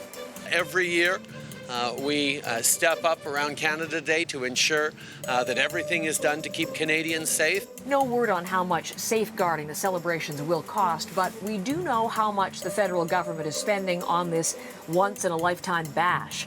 Right now, the price tag is topping $500 million, with $300 million of that going to special Canada 150 cultural and recreational projects across the country. There is the stage as they were getting set, and we're going to take you live to Ottawa, as a matter of fact. Can you see behind me? Can it be? Is there a break in the cloud here in Charlottetown? We'll keep our fingers crossed because the weather's been less than ideal the last couple of days. I shouldn't say that, though, because poor Rosemary Barton getting the worst of things in Ottawa, where the national ceremonies are going to take place. Oh, no, it's raining on a parade and a party for 500,000, Rosemary. I'm going to admit, it's fairly miserable. But I'm still going to be cheery, gosh darn it. And listen, people are here and they are equipped. And they don't seem to be leaving, even though the rain has been going like this for like about 50 minutes now, fairly torrential. Let me just show you some of the crowd that's already gathered near the stage. They're in, you know, the dollar transparent ponchos with their umbrellas. It's a little bit of a different setup than it was that usually is. They wanted the crowd to be as close as possible to the stage, so the VIPs are off to the side on the east side where the Senate offices are, and there's a bunch of VIP tents and comfortable seating so that those people don't get soggy as well. Yesterday, when I looked at the weather forecast and saw that probably all hope was lost and it was going to be this sunny, this wet, I did go out and make a Canada Day purchase that so I'm very well prepared here. I don't know if everybody else is the same as me, but we are listen, we're gonna have fun even if we're very, very, very wet. That is hilarious. Behind the scenes, Rosemary, and you are ready to go, whatever Mother Nature dishes out for the 150th. I want to ask, not just about the party, but of course in the last couple of days leading up to today, we've watched that reoccupation, as they've called it. The number of Indigenous groups have been there. They've set up the teepee. They've been there. They plan to be there for the whole holiday weekend. What's the status of that this morning? Listen, it's very quiet. I don't think we can quite get a shot given the crowd right now, but it's very peaceful and quiet. They do have a ceremonial fire that's lit inside the teepee. The security did provide to them sort of a big cube van where they can put things so that they don't get wet. And what's interesting about it is, despite all the tension that started around it, a lot of people I've noticed are going up to the teepee to have a look, to talk to people. And if that's all that does, that's probably, you know, a good thing for the people that wanted to make a point here over the past number of days. What will be interesting to see, Heather, is how the Prime Minister might deal with that in his speech today, and whether he, I mean, I'm sure he'll talk about Indigenous issues, but how he talks particularly about the fact that not everybody feels the same way about this day as others. So, it is quiet over there. They are just doing their thing. And they have a teepee, so at least they're not getting rained on in there. No, and the Prime Minister, of course, spent that 40 minutes inside that teepee delivering the message of reconciliation before. All right, Rosemary, what a good sport you are. Thank you, galoshes and all, and umbrella, and we'll be back to you in an hour's time. Rosemary Barton, who's in the nation's capital here, and we are live in Charlottetown. And where I am, you can see the tall ships behind me. You can see the U.S. Coast Guard cutter, the Eagle. You can see the Union, which is from Peru. And I don't know if you can see just over that building in between us, but there's a smokestack there, and that's the smokestack as we look at the view from our drone cams of the Polar Prince. There it is there, and that is the C3 expedition ship, coast to coast to coast, 23,000 kilometers, 150 people aboard on this magnificent adventure of a lifetime. They're not doing the whole trip, but they're doing various legs. And guess who's on board? He spent the night, and he's actually going to be sailing to Halifax on board this. The lucky Brett Ruskin, who's with me this morning. I couldn't come east, Brett, without having you as part of our live broadcast. Happy Canada Day. Happy Canada Day, and it's great to have you on the East Coast as well. I am certainly lucky, not only because I'm not standing in the rain and I'm warm and dry here on this couch, but also I get to talk about some neat things that are aboard this ship. So this time let's talk about the movie, specifically a movie called Paddle to the Sea. This was a National Film Board movie that was based on a book from 1941. And it really introduced a number of Canadians, thousands of Canadians all across the country, because this movie was played in a number of schools from coast to coast, to the themes of environmentalism, to teach them what a watershed is, about the interconnectivity between different aspects of the ecosystem. And so this was an important film, and I'll actually have Jeff Green, the leader of the Canada C3 expedition, to explain the synopsis of it. Have a listen. It was a story of a little canoe carved by an Indigenous boy in Nipigon country north of Lake Superior. And he decides to let this little boat go, this canoe, and see if it'll get to the sea. And it follows the journey. It goes over Niagara Falls, goes through the St. Lawrence Seaway. It's basically, we've been following the journey of Paddle to the Sea up till now. And so the reason why we're talking about all of this, I remember the movie, a number of Canadians also remember the movie. On board, we actually have the prop here. This is Paddle, from Paddle to the Sea. It was loaned to the ship by the families of the creators of the film. It says, "I am Paddle to the Sea. Please put me back in the water." And so if any Canadians watching at home remember this film or saw this film when they were younger and kids, this is the prop that was used in that film. So one of the neat aspects, parts of this ship that's going to be making its way all around the country. Heather. Isn't that fantastic, Brett? Thank you very much. And it's all, as you say, in keeping with the mission of this expedition to deepen the people aboard's understanding of our land, our peoples, and our country, and doing it in that way. You're here for a little bit, but I know you set sail very shortly. Tell us about what happens next for the C3. Well, yeah, it's going to be setting sail later on this evening. We'll head to Halifax, up to St. John's, and continuing all around the country, again from Toronto to Victoria, the long way around through the Northwest Passage. And not only are there arts, there's a huge message of reconciliation, to visit with Indigenous groups along the way, bring them aboard, go to shore to visit these communities and share their stories with Canadians. Also, a large portion of this journey is dedicated to science, some really unique science projects that are going to be happening with universities and groups from all across the country aboard here, because it really offers a unique opportunity to take measurements and observations of the entire coastline of Canada in one season over the course of 150 days. So a snapshot of the entire coastline that's never been available to scientists at any point in time. And so really unique opportunities, and we'll talk about that later on in the morning as well. Heather. Oh, sounds great. All right, more than 5,000 people applied to be part of that expedition. They only chose 300. Very select few. Brett, you enjoy this. It's a rare opportunity. And Brett Ruskin aboard the Polar Prince live for us this morning. Now, let's go back to our studio just outside Toronto. Ross over at the Weather Network. And Ross, you have to feel sorry for Rosemary Barton and everybody planning to be in Ottawa, because the weather isn't exactly cooperating there. No, it really isn't, Heather. In fact, we're already starting to see a pretty wet start to our Canada Day. Here's a look at Parliament Hill right now. A lot of people still braving the rain, despite the fact that we're seeing a pretty good downpour just move through the city. In fact, I want to show you the radar picture here across eastern Ontario. You can see this cell just crossing over from Stittsville, tracking north and east over towards the Ottawa area. So some heavy downpours with that. And as that cell slides east and as we progress to the afternoon, we'll actually see some clearing, but that could set the stage for more strong to severe storms later on in the day through eastern Ontario as well through southern Quebec. Gusty winds and some heavy downpours, hail, and even the threat that we could see a couple of isolated tornadoes as well through eastern Ontario and southern Quebec. So here's that morning activity on the future radar. That slides north and east. This is the cold front. Notice we get some clearing behind that initial activity. That'll help to make the atmosphere more unstable. So we get more sunshine, more breaks in the clouds, heating the lower layers of the atmosphere, setting the stage for maybe some stronger storms later. The good news for folks in the GTA and southern Ontario, this activity should be gone by the evening.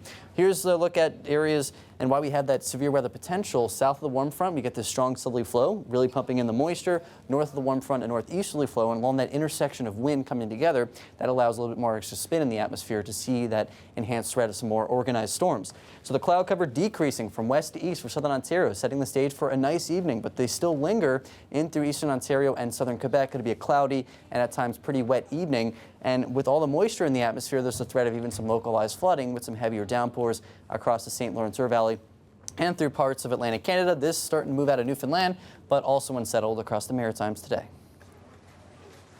Ross, thank you very much. Now, we're going to take a short break with some more of the music that you've chosen as your favorite Canadian songs of all time. They're on the CBC Music playlist. I couldn't come to PEI and not play you some of this. It's Bud the Spud from the bright red mud, rolling down a highway smiling. The Spuds are big on the back of Bud's rig. They're from Prince Edward Island. They're from Prince Edward For so Island. many, he was the voice of Canada until he passed away in 2013. Stompin' Tom Connors. And guess what happens today? In Skinner's Pond, that's his hometown, the Stompin' Tom Center opens today. They have his childhood home and the schoolhouse he attended, and they've made it into a performance center, place where you can see his boots and his hats and all sorts of memorabilia. It opens today in Skinner's Pond. Stompin' Tom, one of your favorite Canadian songs of all time, in the bright red mud. Now the Ontario Provincial Police don't think much of blood. Yeah, the cops have been looking for the son of a gun that's been ripping the tire off the 401. They know the name on the truck shines up in the sun. Green Gables. But he hits Toronto and at 7 o'clock when he backs her up again the terminal dock, and the boys gather round just to hear him talk about another big load of potatoes. It's Spud the Spud from the bright red mud, rolling down the highway smiling. The Spuds are big on the back of Bud's rig. A vision inside you. It's been there from the start. Oh, you know. It's something they can't see. Oh, you see it in your dreams at night. A place where all seems to be right. Every boy and every girl help each other in this world. Is that not incredible? Hello, everybody! These are the young people involved in something called the Dreamcatchers, which is here in Charlottetown and actually touring the country too, one of the Canada 150 signature projects. Hello, everyone. Okay, we've got everybody, one province, one territory, one for each. I want to go around and make sure we say hi to all of you. So quickly yell out your names and say hi. I'm Morgan. I'm Asiva. I'm Garrett. I'm Jermaine. I'm Kevin. I'm Josh. I'm Randy. I'm Laura. I'm Kira Dawn. I'm Nadia. I'm Kira. I'm Ria. I'm Kirkland. Fabulous. Hello and welcome and thank you all for being here. You're going to perform a little bit more. Hold on. I also want to bring in Mary Frances Moore, who's the playwright of Dreamcatchers, and with me as well. That's pretty amazing. It is. Thank you for coming down with all of the gang. Oh, we're thrilled. Tell me a little bit about what this production's all about. So the Dreamcatchers is one of our the Confederation Centre of the Arts Canada 150 signature projects. And so myself and 3 First Nations artists spent the winter traveling across the country, going to all 10 provinces and 3 territories. And we worked with young people, basically between the ages of about 11 and 13, some as young as 8, some as old as 15. And we talked to them about what their dreams were for the future of Canada and for themselves. And we went into a mixture of remote and urban communities. So we had a wide range of children. And I would teach them about theatre and empowerment and self-confidence. And Nick and Wajo would teach them how to build Dreamcatchers. So Wajo is a Mohawk carver, Nick is a Mi'kmaq artist, and Robert is a Franco-Algonquin videographer. And we traveled the country talking to kids. And then I took all those stories, created a play, and these are the performers that we were able to cast from across the country. As I said, one performer per province, per territory, and what an extraordinary group you've put together. Kirkland, come on back here, come up here, because I want to talk a little bit too with Kira Dawn. But where can people see this? Well, if you're in Charlottetown, you can see the show daily, Monday through Saturday, at the Confederation Centre of the Arts. If it's a rainy day, you can see the show under the amazing National Dreamcatcher that we built from the Dreamcatchers of all the kids across the country. And if you're anywhere else in Canada, check our website, which is www.dreamincanada.ca, and you can. We have another company of 13 artists traveling the country as we speak, and I believe they're opening in Kingston today if the thunderstorms hold off. So the show is running from we're running until August 19th across the country. So noon today. I'm going to have to try that. Okay, we've chosen Kira Dawn and also Kirkland to tell us. Kirkland from Newfoundland. Yeah. And well, listen, hold on. Somebody's on our microphone cable. I can't quite reach you, but hold on. Tell me about the experience of being in this show. Yeah, I think the most valuable thing that I've taken from this is just learning everyone's stories. Like, our castmates are so incredible, and I think they represent what it means to be Canadian so much, and really just, I suppose, getting to know all of their stories and humanizing everyone in this group has been quite amazing for me. And the music that you're putting together, I mean, it's hip hop, it's indigenous rhythm, it's surreal, it's everything in terms of everything that is Canadian music is all brought together. Absolutely. Tell me a little bit about the kinds of music that you're performing. Yeah, I mean, I'm a little biased. I love the rap aspect of it. I'm a huge fan. So just the group of artists that we got to sample all of this music is quite incredible. To think that, I guess, we kind of represent everywhere, and the quality of the music is amazing, and people seem to be enjoying it, so yeah. Well, it sounds great. Noon today. I'm going to be, watch for me in the crowd. Kira Dawn, tell me, what is this that you are playing here? Oh, this is a drum. Yeah. Okay, Heather. Oh my God, I didn't know if it was a special name or it had a particular tradition. No. And It's a hand drum. hand drum. Yeah. And your experience in all of this, joining the group. I think that it's been really inspiring to be able to meet such a diverse cast of young people from so many different backgrounds. When we think about Canada, we pride ourselves on multiculturalism, and sometimes the traditional identity of those Indigenous to these lands are sometimes deprived, and I think that this storyline is very powerful, and everybody helping to share this are so powerful in their own right. And when we think about that multiculturalism, I'm really proud to see the rehumanization of Indigenous people, and this truth being shared through so many different people and through the eyes of young people, which that's the future. That's who we do it for. Well, like when you talk about dreams, the dreams for the next 150 years as we celebrate this one.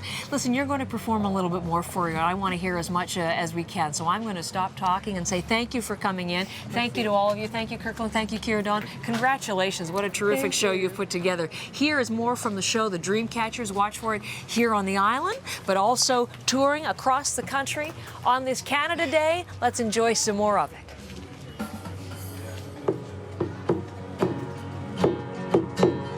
Vous, gardiens de tous nos espoirs. You, keepers of all our tomorrows. Vous, avec la force d'effacer nos douleurs. You, with the will to take away our sorrow. Vous, avec le choix de tout changer. You, with the strength to make a change. Vous, vos rêves et nos rêves sont liés. You, your dreams and our dreams are the same. They say you're a dreamer. Imagine a future where no one goes hungry into the night. You see it in your dreams at night, a place where all seems to be right. Every boy and every girl help each other in this world. They say you're a dreamer, but you're a different kind. You'll get it right this time. You'll get it right this time.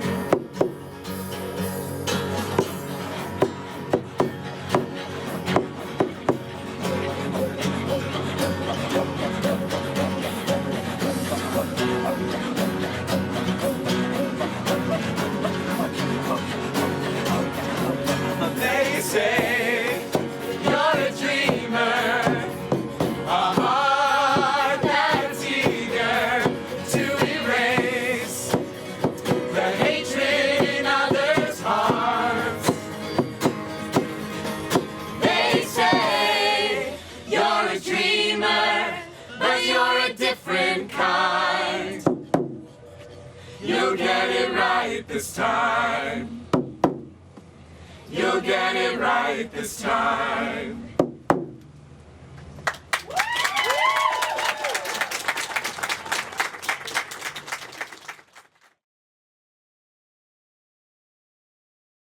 My Canada is. My Canada is. My Canada is. My Canada is. My Canada is a place where science literacy is a priority for all Canadians. My Canada is pride. My Canada is a country of helping hands. My Canada is living on a freshwater lake, picking wild blueberries and eating pure maple syrup. My Canada is, as you've told us on CBC News Network over the past few weeks. Well, my next guest might say my Canada is my new home. I'm going to introduce you to Eric Shungaza next. And Eric's not alone. Eric's got a big clan of people with him. Tell me who's here with you, Eric. Happy Canada! Happy Canada Day. Introduce Happy Canada who's Day. here with us. New Year. So I'm Eric Shungaza. Right. I'm from the Democratic Republic of the Congo. Yes, but not anymore. Now I'm in Canada, beautiful country. We like Canada. I love to see this smile. Let me tell you the backstory. Eric arrived, as I said, in November from DRC, and now is living in Canada, living here in Charlottetown. Why did you leave DRC? Why did you have to leave your country? Yeah, you know, in DRC really is not, there's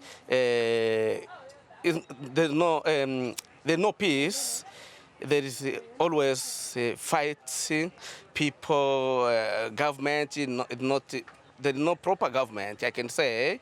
Yeah, always they are fighting, people die. There is war in DRC. So that is how I did run to other country, Zimbabwe. Thank you. I can say like that. Yes, and then ended up here. And with other family members, these are some of your family members, are they here as well? Yeah, this is my sister's son. Hello. Here. Hi. Hi. His name is Pierre Kitula Pierre. Good. And this is my friend, Robert Aimé. And this is Jean, his son. And this is Zaina. And this is Sakina. Eliza. Celestine. Well, welcome to you all. And I say welcome because this is your very first Canada Day. Thank you. And how does it feel to be celebrating on our 150th? Really, we are so happy. We are so happy. We like this country, peaceful country, kind people. We like. I was going to ask you, how have you found the adjustment to life here? It's obviously very different in Charlottetown. And wow. Very different, like if I can compare. Yes. To where I'm coming from. Yes. Ooh, I'm in heaven. You're in heaven. Yes. Have you found a place to work here? Yes. What are you doing, Eric? I'm working in Seafood 2000 in Georgetown. Yeah, I'm a Lobster. Already have a job? Yes, I already have a job. And it's good here, and you've already made it through winter for the very first time. Not really. How was the first winter? It was to me, sure, I was scared about the weather, because we are coming from the hot country, yes. Always no colds. Right. There, but here, you have to wear the jacket every time. Like that time we came here, we saw the boots? Yes, boots for snow. It will surprise me that time.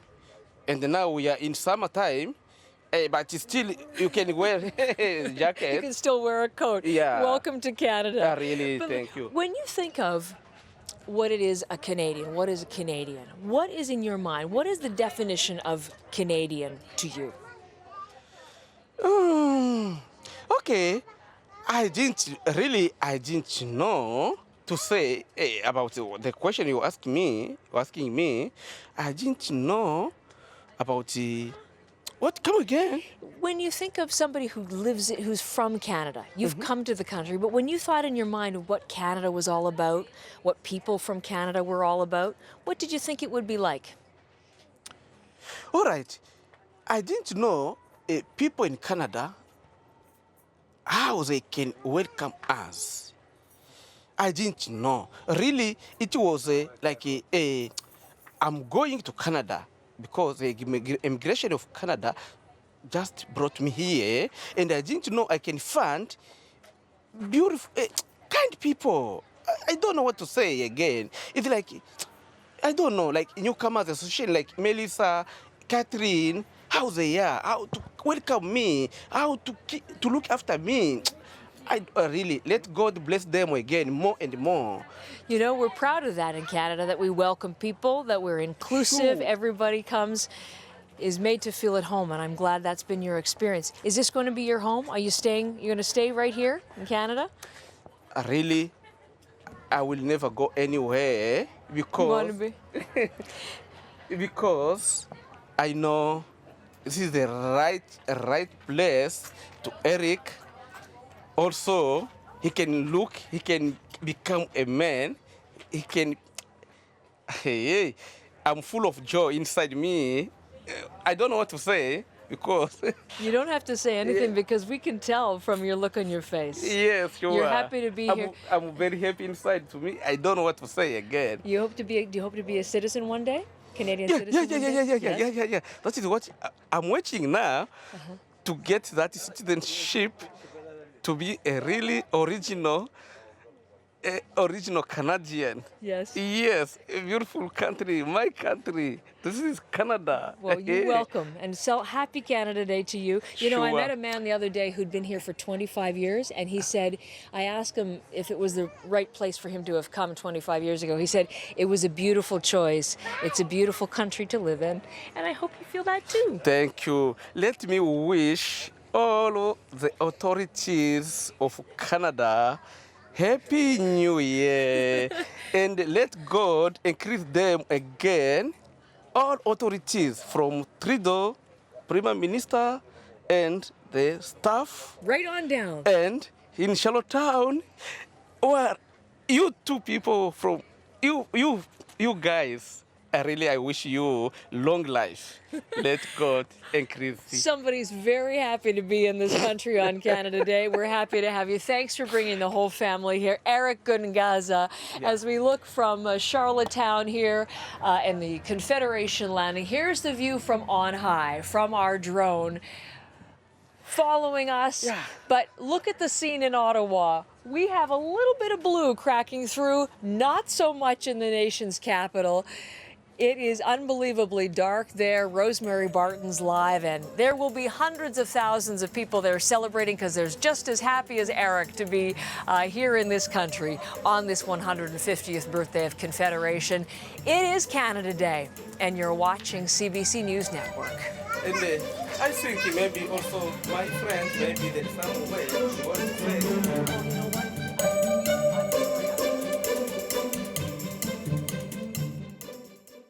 My Canada is. My Canada is. My Canada is. My Canada is always my heritage, my home, and will always be who I am. My Canada is a journey to happiness. Canada is one of the most beautiful countries on earth, certainly from space. My Canada is a role model to other nations. My Canada is truth and reconciliation, as well as a celebration of our arts, culture, and beautiful land.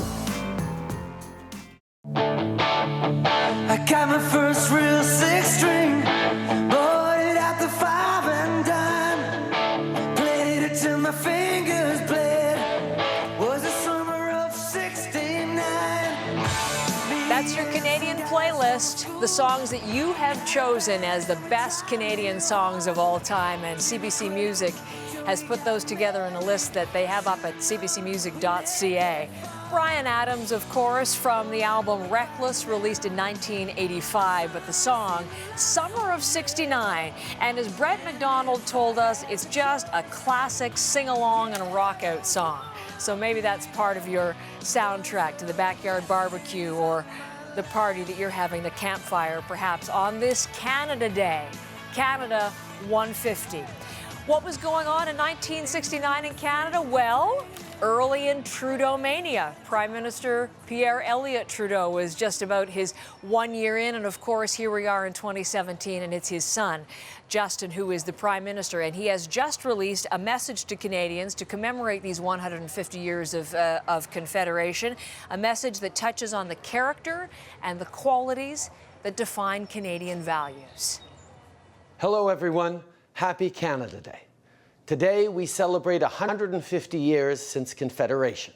It's a day to celebrate our past and look boldly towards our future.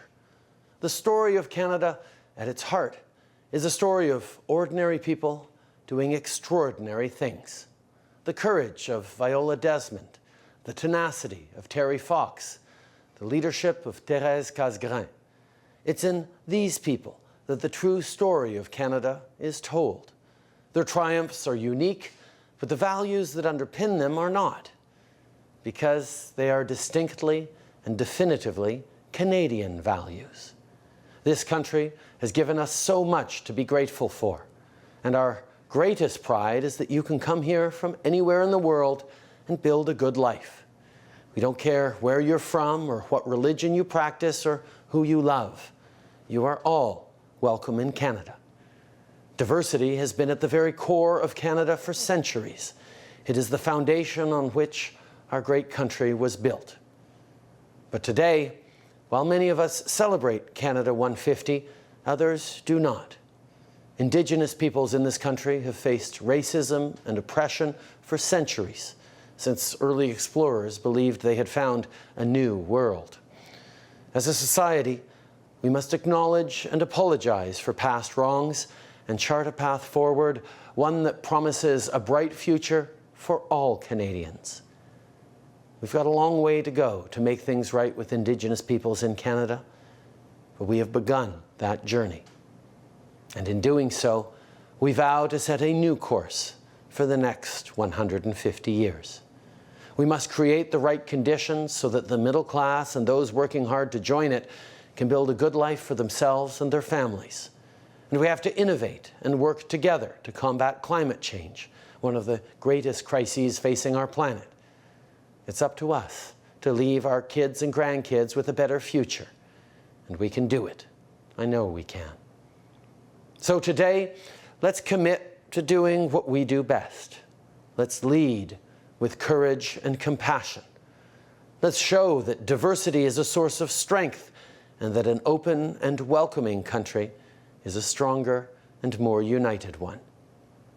Above all, let's never lose sight of a fairer, more sustainable world and the role we must play in achieving it.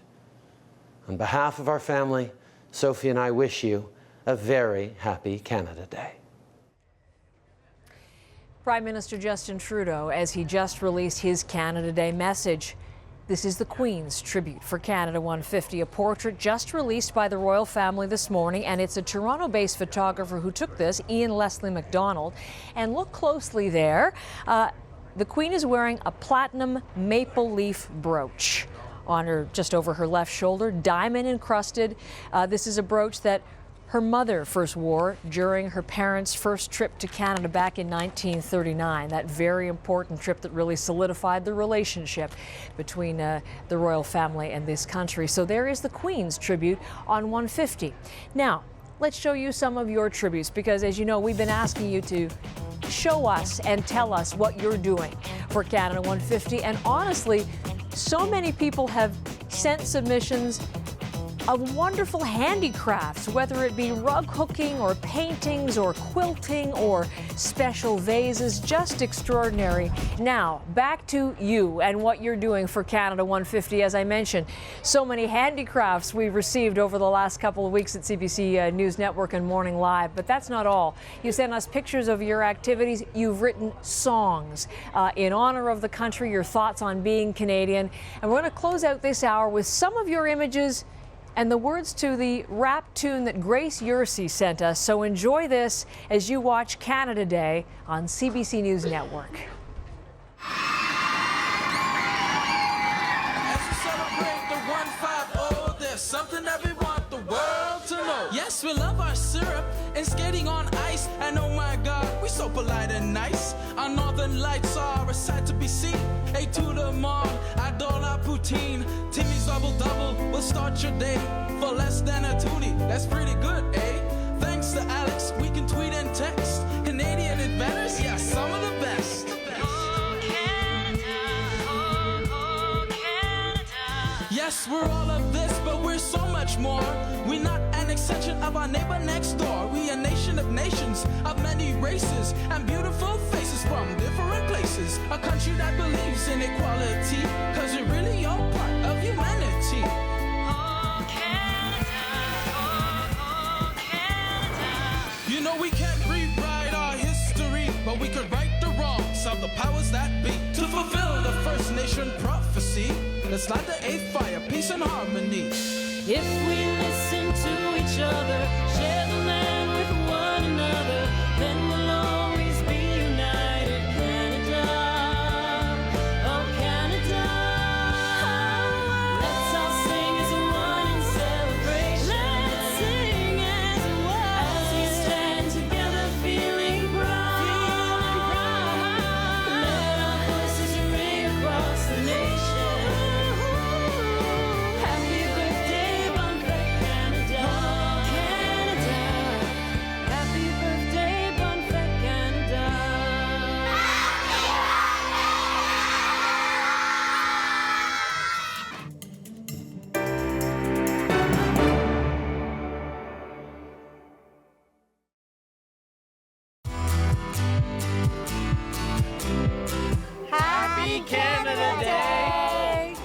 are kicking off the biggest party Canada has ever seen. A celebration in red and white, from sea to sea to sea. Thinking about keeping it close, enjoying some fireworks, spending Canada Day with those we love, where we love. From your backyard bash to Party Central on Parliament Hill. My Canada is my home, my favorite country in the world. My Canada is my happy place.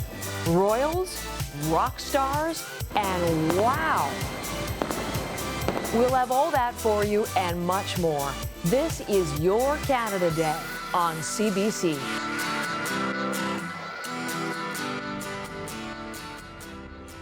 We begin the hour looking live at beautiful Charlottetown Harbor and the magnificent sight of the tall ships in port.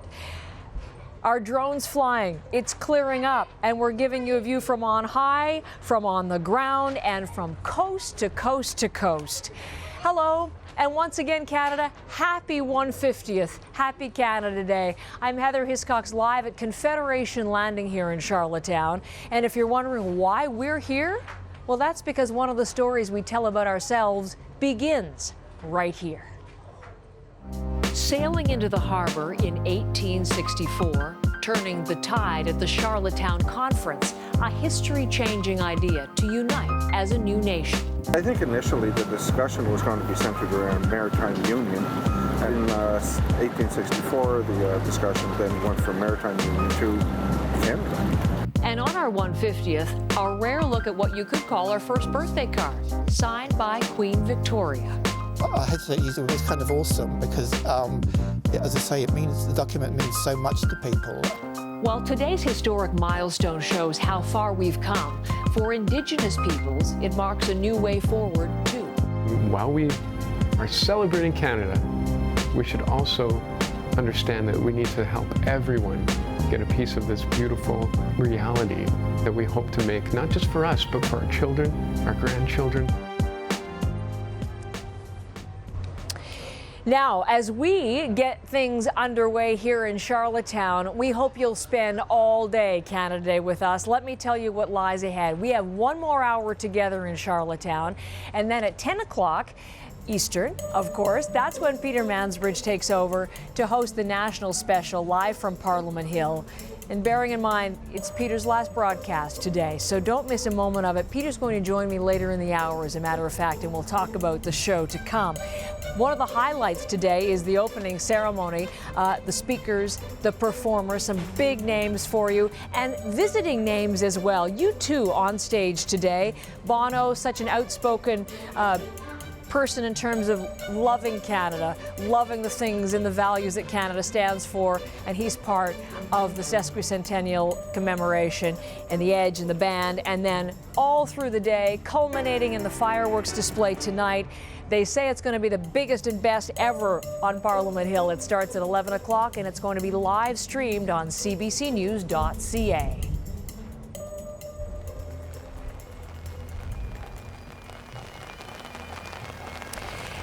So we take you from Confederation Landing to, oh my goodness, Employee of the Month, Rosemary Barton, who is putting her Canada Day galoshes to very good use for us. Methinks the attendance numbers may be reduced a bit today, Rosie.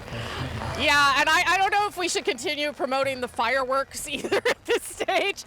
Listen, it's been torrential for hours now. It is actually astounding the amount of rain that has fallen. Some people have decided to give up on shoes and just go bare feet, which actually is not a terrible idea. But listen, the attendance is still not bad, given that we are, the show doesn't start for a couple of hours still. Pipers are arriving right now.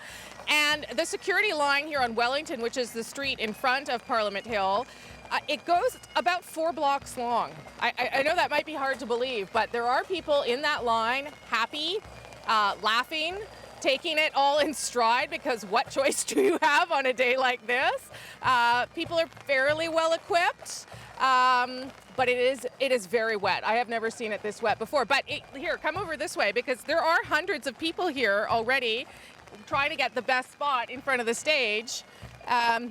So, okay, there might not be 500,000 people when all is said and done, but there are people still in the line and there are people still coming. You know what? They'll make up for it in spirit, even if it's not the same in terms of attendance figures. All right, talk a little bit about, I was going to say one of the things that tends to boost numbers on Canada Day on the Hill is when one of the royals is visiting, and of course Prince Charles and Camilla. They're going to be here and we'll be looking at them. And also we should not forget to talk about the Governor General, because David Johnston, this is his 7th and final Canada Day as Governor General, and he will be there as well, right? Yeah, he will be. There's people crossing in front of me. We're just going to let things happen. Off you go. Go. Yeah, no, go ahead.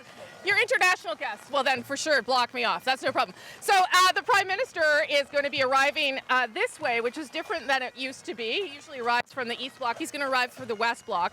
And the Governor General will not get one last ride in his landau for obvious reasons. He will be coming in a covered car. The Prime Minister is actually having an audience with Prince Charles around 9:30 this morning, and then they will slowly make their way here. And you're quite right. Whenever there's royals in town, people tend to want to show up in droves.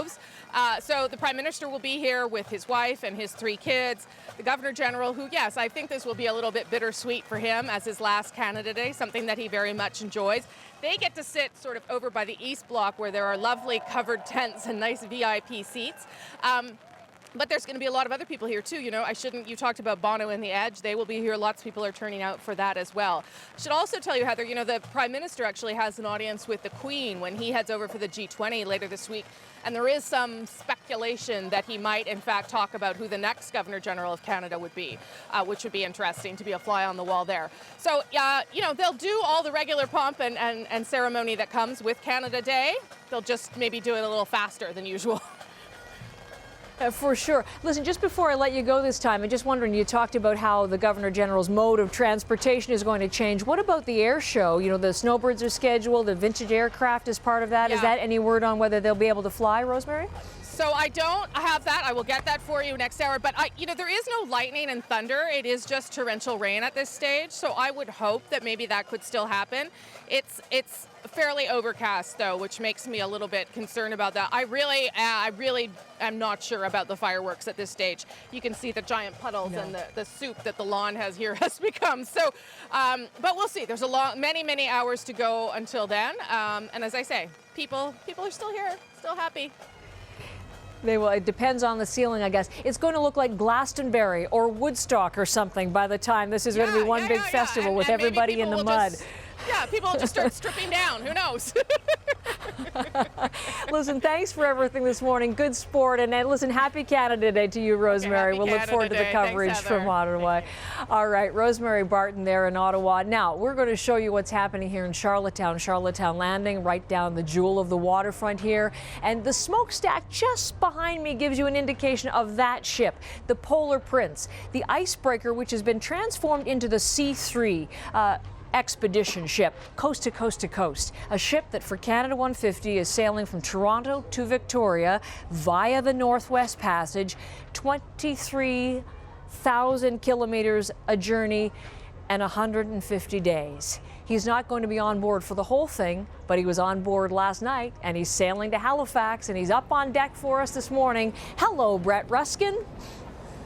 And hello again, Heather. That's right, the smokestack's just up there. I can actually look over and see just the top of the CBC trucks right over there here aboard the Canada C3 ship. And we're talking about all the different aspects that this ship offers on this journey as it makes its way from Toronto to Victoria, the long way around through the Northwest Passage. And one of the major aspects is science. And so there's up to 15 to 25 science projects happening here aboard. And so where are they? Well, they're here in these shipping containers here. The white one, the green one, these labs that are inside these shipping containers were prepped at various universities across the country, loaded onto this ship, and the ship is now making its way across the country. And so how do the researchers get to this land or get to from these big ships? Well, this hook and this crane lifts these small Zodiacs up, tosses them off into the ocean, and then the scientists and the researchers can zip off to the coastline, do the work that they need, come back to the labs to continue their research. Now, I want to talk about one project in particular, environmental DNA. We all know what DNA is, the genetic makeup of individual organisms, but environmental DNA actually has researchers that take a bucket, about 2 liters of water, ocean water, analyze it, and they're able to find out exactly which species are living in it. Here's Jeff Green, the leader of Canada's C3, to explain in more detail. So you take a scoop of water, you put it through the lab and all the stuff that the scientists do, and they're able to through the DNA in that water, tell you every life form in that body of water, from invertebrates to fish to aquatic seabirds to whales. And when we're finished the Canada C3 coast to coast to coast journey, we'll have a survey of the life of Canada's oceans for the very first time. I thought that was pretty cool. I don't know. It's again, the first time that's happening is happening right here aboard this ship as we speak. Heather. It is cool. The whole thing surrounding this ship is cool, to say the least, Brett. And in port for a little while longer for the rest of this Canada Day, and then setting sail later tonight. What's next on leg 4? Well, I mentioned this, the science aspect of this, but there's also, a diverse cross-section of Canadians on board each one of the legs. Also, reconciliation is just a really major theme to this journey. There are a number of endeavors, again, taking these Zodiacs to different remote Indigenous communities to meet with them, hear their stories, share their stories with the rest of Canada. So that's another aspect of this journey. And Heather, I want to end on one more thing, because this matters to you and me and other folks here in Charlottetown. If you see over my shoulder here, there's a barge, there's pipes and tubes and bags with an explosive symbol on it. That's the barge that's going to be launching the fireworks off tonight here in Charlottetown. So a sneak peek of that as well today. We're live in Charlottetown. We'll be back in just a moment, but as we take a quick break, a wish for Canada Day from away. My Canada is inclusive. My Canada is wild. My Canada is a peacekeeper. My Canada is home. Happy birthday, Canada! From Katrina Bromley, Sue Dunstan, Astrid Van Leeuwen, Tony Lepage. From Come From Away on Broadway. Oh, Canada!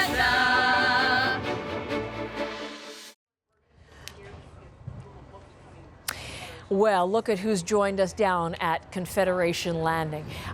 Been asking what you're doing for 150?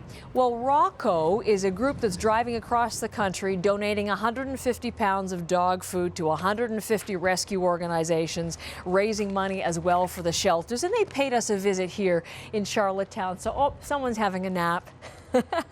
That's terrific. They've been here for a good part of our morning. Whatever you're doing, we want to see how you're celebrating Canada 150. You can send us a tweet.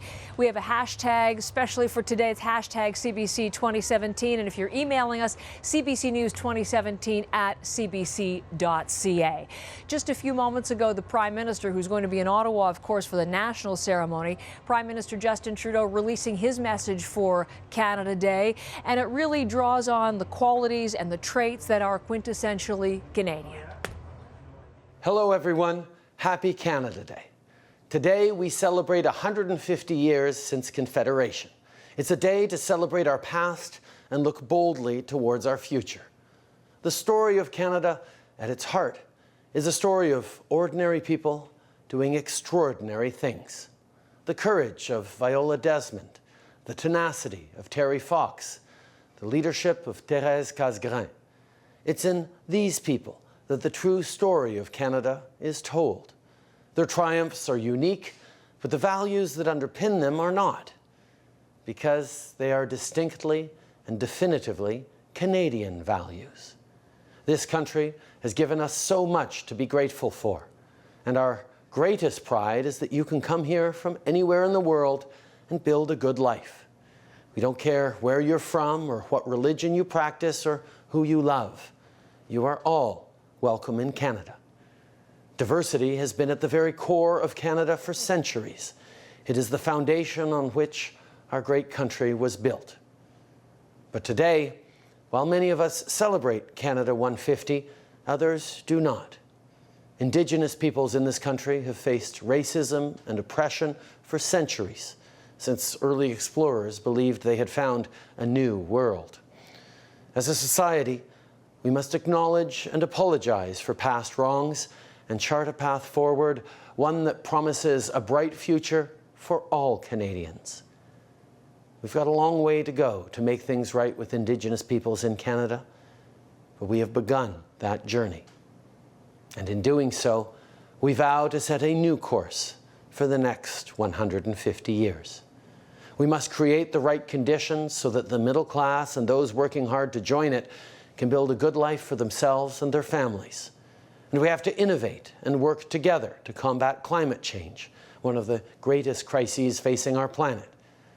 It's up to us to leave our kids and grandkids with a better future. And we can do it. I know we can. So today, let's commit to doing what we do best. Let's lead with courage and compassion. Let's show that diversity is a source of strength and that an open and welcoming country is a stronger and more united one. Above all, let's never lose sight of a fairer, more sustainable world and the role we must play in achieving it. On behalf of our family, Sophie and I wish you a very happy Canada Day. The Prime Minister and his Canada Day message just released. Now, earlier today, as he spoke there of the theme of reconciliation, one of the main themes nationally for Canada 150, this is what happened here in Charlottetown earlier this morning.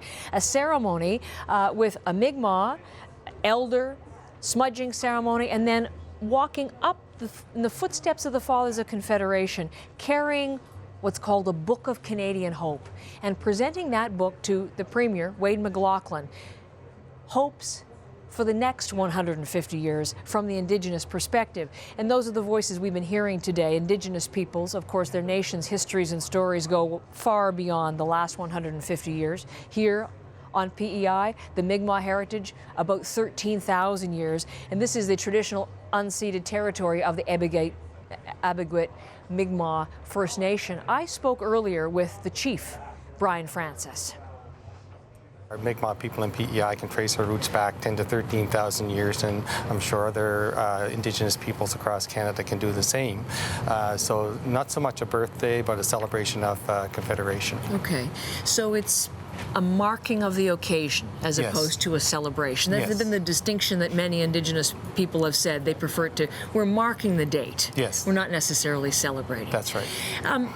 But it's been interesting that one of the 4 pillars, really nationally, for the ceremonies for Canada 150 have been Indigenous issues, theme of reconciliation. Mm-hmm. As you've listened to that play out, how have you responded to that, or what do you think of that, the effort there? Well, I think certainly there is an effort there, and true reconciliation, I think, has to happen with the Indigenous peoples of Canada. And until that happens, Canada, in my opinion, will not be complete as a country. Mm-hmm. What do you want this moment to be, I guess, in terms of an opportunity? I think in terms of an opportunity, let's use this as a starting point or a benchmark, just to see how we go about the true spirit of respect, reconciliation with the Government of Canada and our Indigenous peoples.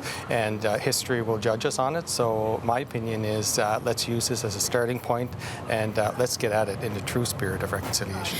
It's interesting because yours is a voice that's slightly different in tone from some that we've heard from Indigenous peoples across the country leading up to today, and that there's been a real reopening, it seems, of some legitimate long-standing pain and historic grievances, and they have been angry. We have scenes of anger, and yours is more open, I guess, or welcoming at a certain point?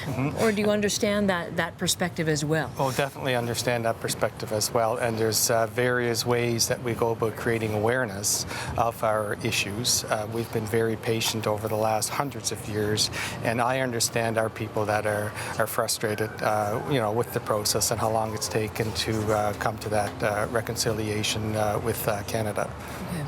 Okay. This morning, as we were looking at those images of Julie arriving by canoe and delivering that book of Canadian hope, filled with Indigenous hopes for the next 150 years, By the next 150 years, where do you hope we are as a country, Indigenous and non-Indigenous? I hope we are working government to government with the Government of Canada on an equal playing field. I hope that our treaties are respected, that we have a share of the resources, and that we are true partners and take our rightful place in Canada as the First Peoples. That is Chief Brian Francis of the Abogwit Mi'kmaq First Nation as we spoke earlier this morning here in Charlottetown. Here's a little bit of breaking Canada Day news. Washington is acknowledging this day in our country's history. President Donald Trump tweeting this. Take a look at it together. Happy Canada Day to all of the great people of Canada and to your Prime Minister and my newfound friend, Justin Trudeau. Hashtag Canada 150. We'll be back to continue our celebrations from Charlottetown here on CBC News Network. Happy Canada Day.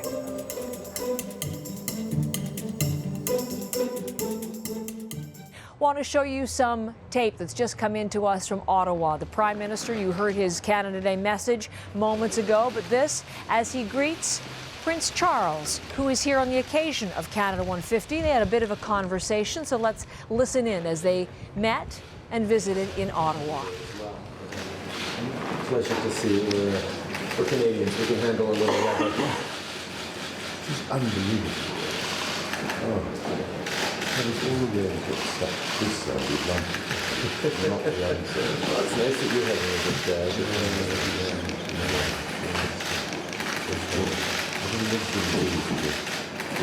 You know what? There's hundreds of thousands of people over there. They will both be on Parliament Hill for the official part of the ceremony in a few minutes, but they're in Ottawa, and Prince Charles making his 18th visit to Canada, and his wife Camilla, the Duchess of Cornwall, along for her 4th visit here. They were in Nunavut to begin, and then through a number of spots in Ontario to very large crowds actually yesterday, and very enthusiastic crowds as well now in Ottawa on a very rainy day in the nation's capital. I'm going to show you some pictures right now, though, that are anything but rainy. Just some spectacular vistas of Prince Edward Island from our drone. One of the questions that people always ask is, why the red soil? And it's because of the sedimentary bedrock. It's soft red sandstone, so it makes Prince Edward Island look like this. 800 kilometers of shoreline, some of the finest beaches anywhere, and that red soil immortalized forever in one of your favorite Canadian songs of all time. It's Bud the Spud from the bright red mud, rolling down a highway smiling. The Spuds are big on the back of Bud's rig. They're from Prince Edward Island. They're from Prince Edward Island. Stompin' Tom Collins. Stompin' Tom Connor, of course. Oh my gosh, how could I get the name wrong? Stompin' Tom, he's part of the Canadian playlist that you can see on CBCNews.ca. Bud the Spud. But we play some Stompin' Tom for you because today, in Skinner's Pond, which was his hometown, they're opening the Stompin' Tom Center. It's taken them years to get the money together for this. They bought his boyhood home, they bought the schoolhouse he attended, and it's put together as a performance center and a place where you can see some memorabilia, buy some souvenirs. It's right there in Skinner's Pond. It opens today as we look at some of that bright red mud and listen to one of your favorite Canadian songs. Off the 401, they know the name on the truck shines up in the sun. Green Gables. But he hits Toronto and at 7 o'clock when he backs her up again the terminal dock, and the boys gather round just to hear him talk about another big load of potatoes. It's Bud the Spud from the bright red mud, rolling down the highway smiling. The Spuds are big on I'm Clifford Lee, Mayor of Charlottetown. Welcome to the City of Charlottetown. My name is David Johnston, Governor General of Canada, wishing you all a happy Canada Day. Hello, I'm Eric. I'm Captain of Europa. Happy Canada Day. This is Blake and Jamie from the Yukon. We're here celebrating internationally aboard the tall ship Oosterschelde from the Netherlands. We just left Boston on June 22nd, and we're about to head into Charlottetown right now in a fleet of tall ships. Hey guys, what do you guys want to say to Canada? Happy Canada 150! Yeah!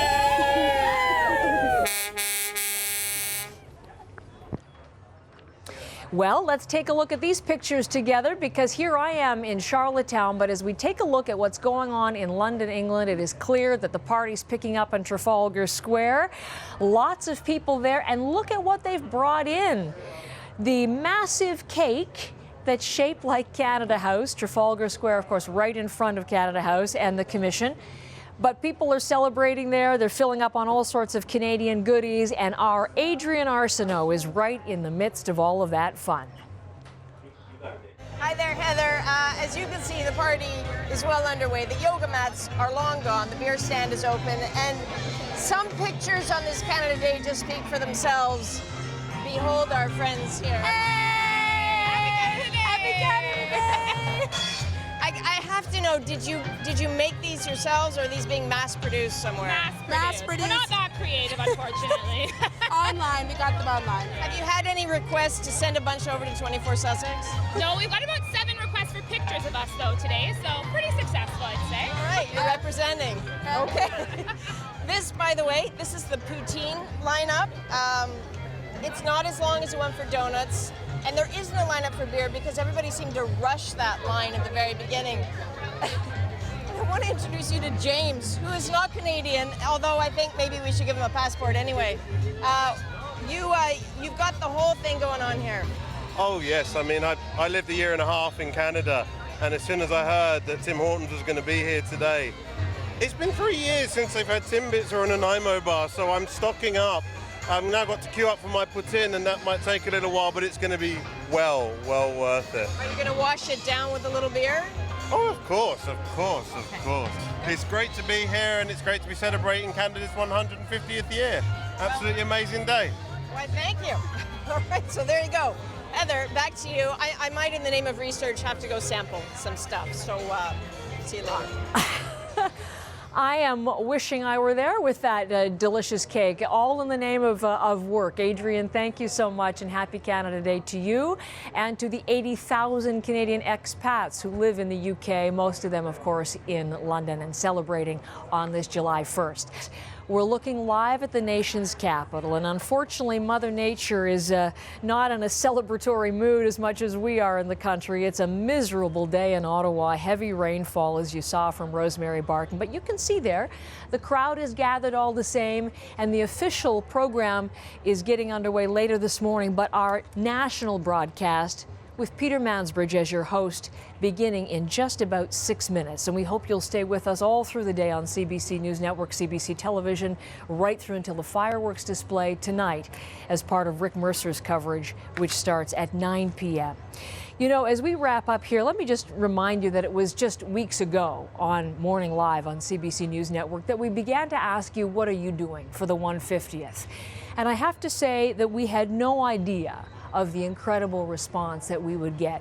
People from across the country sharing ideas of what they were doing, everything from reading 150 Canadian books to riding a horse across the country to giving 150 haircuts for free.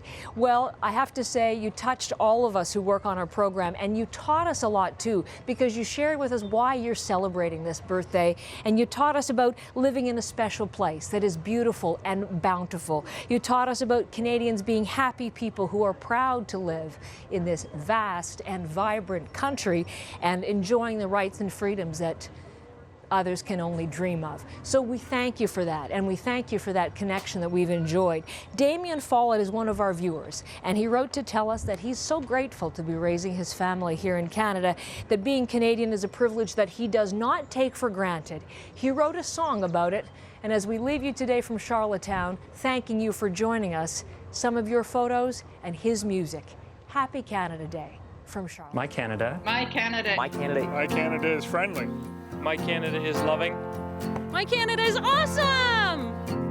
I was born a rich man in this country, on this land. I am free, free to choose. I have all that I need. I can be all that I can be. I am free,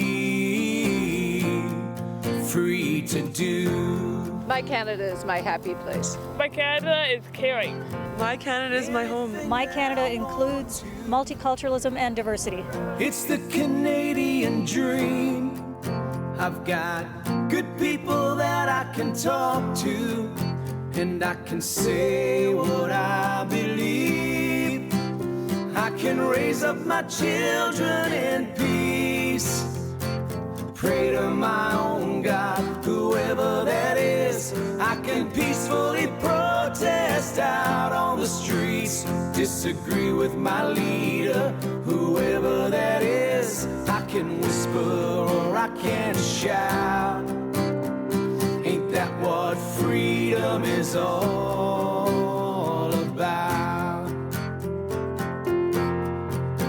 Yeah, that's Happy Canada Day. Proud to be Canadian. Happy birthday, Canada. Happy birthday, Canada! Hey guys, what do you guys want to say to Canada? Happy Canada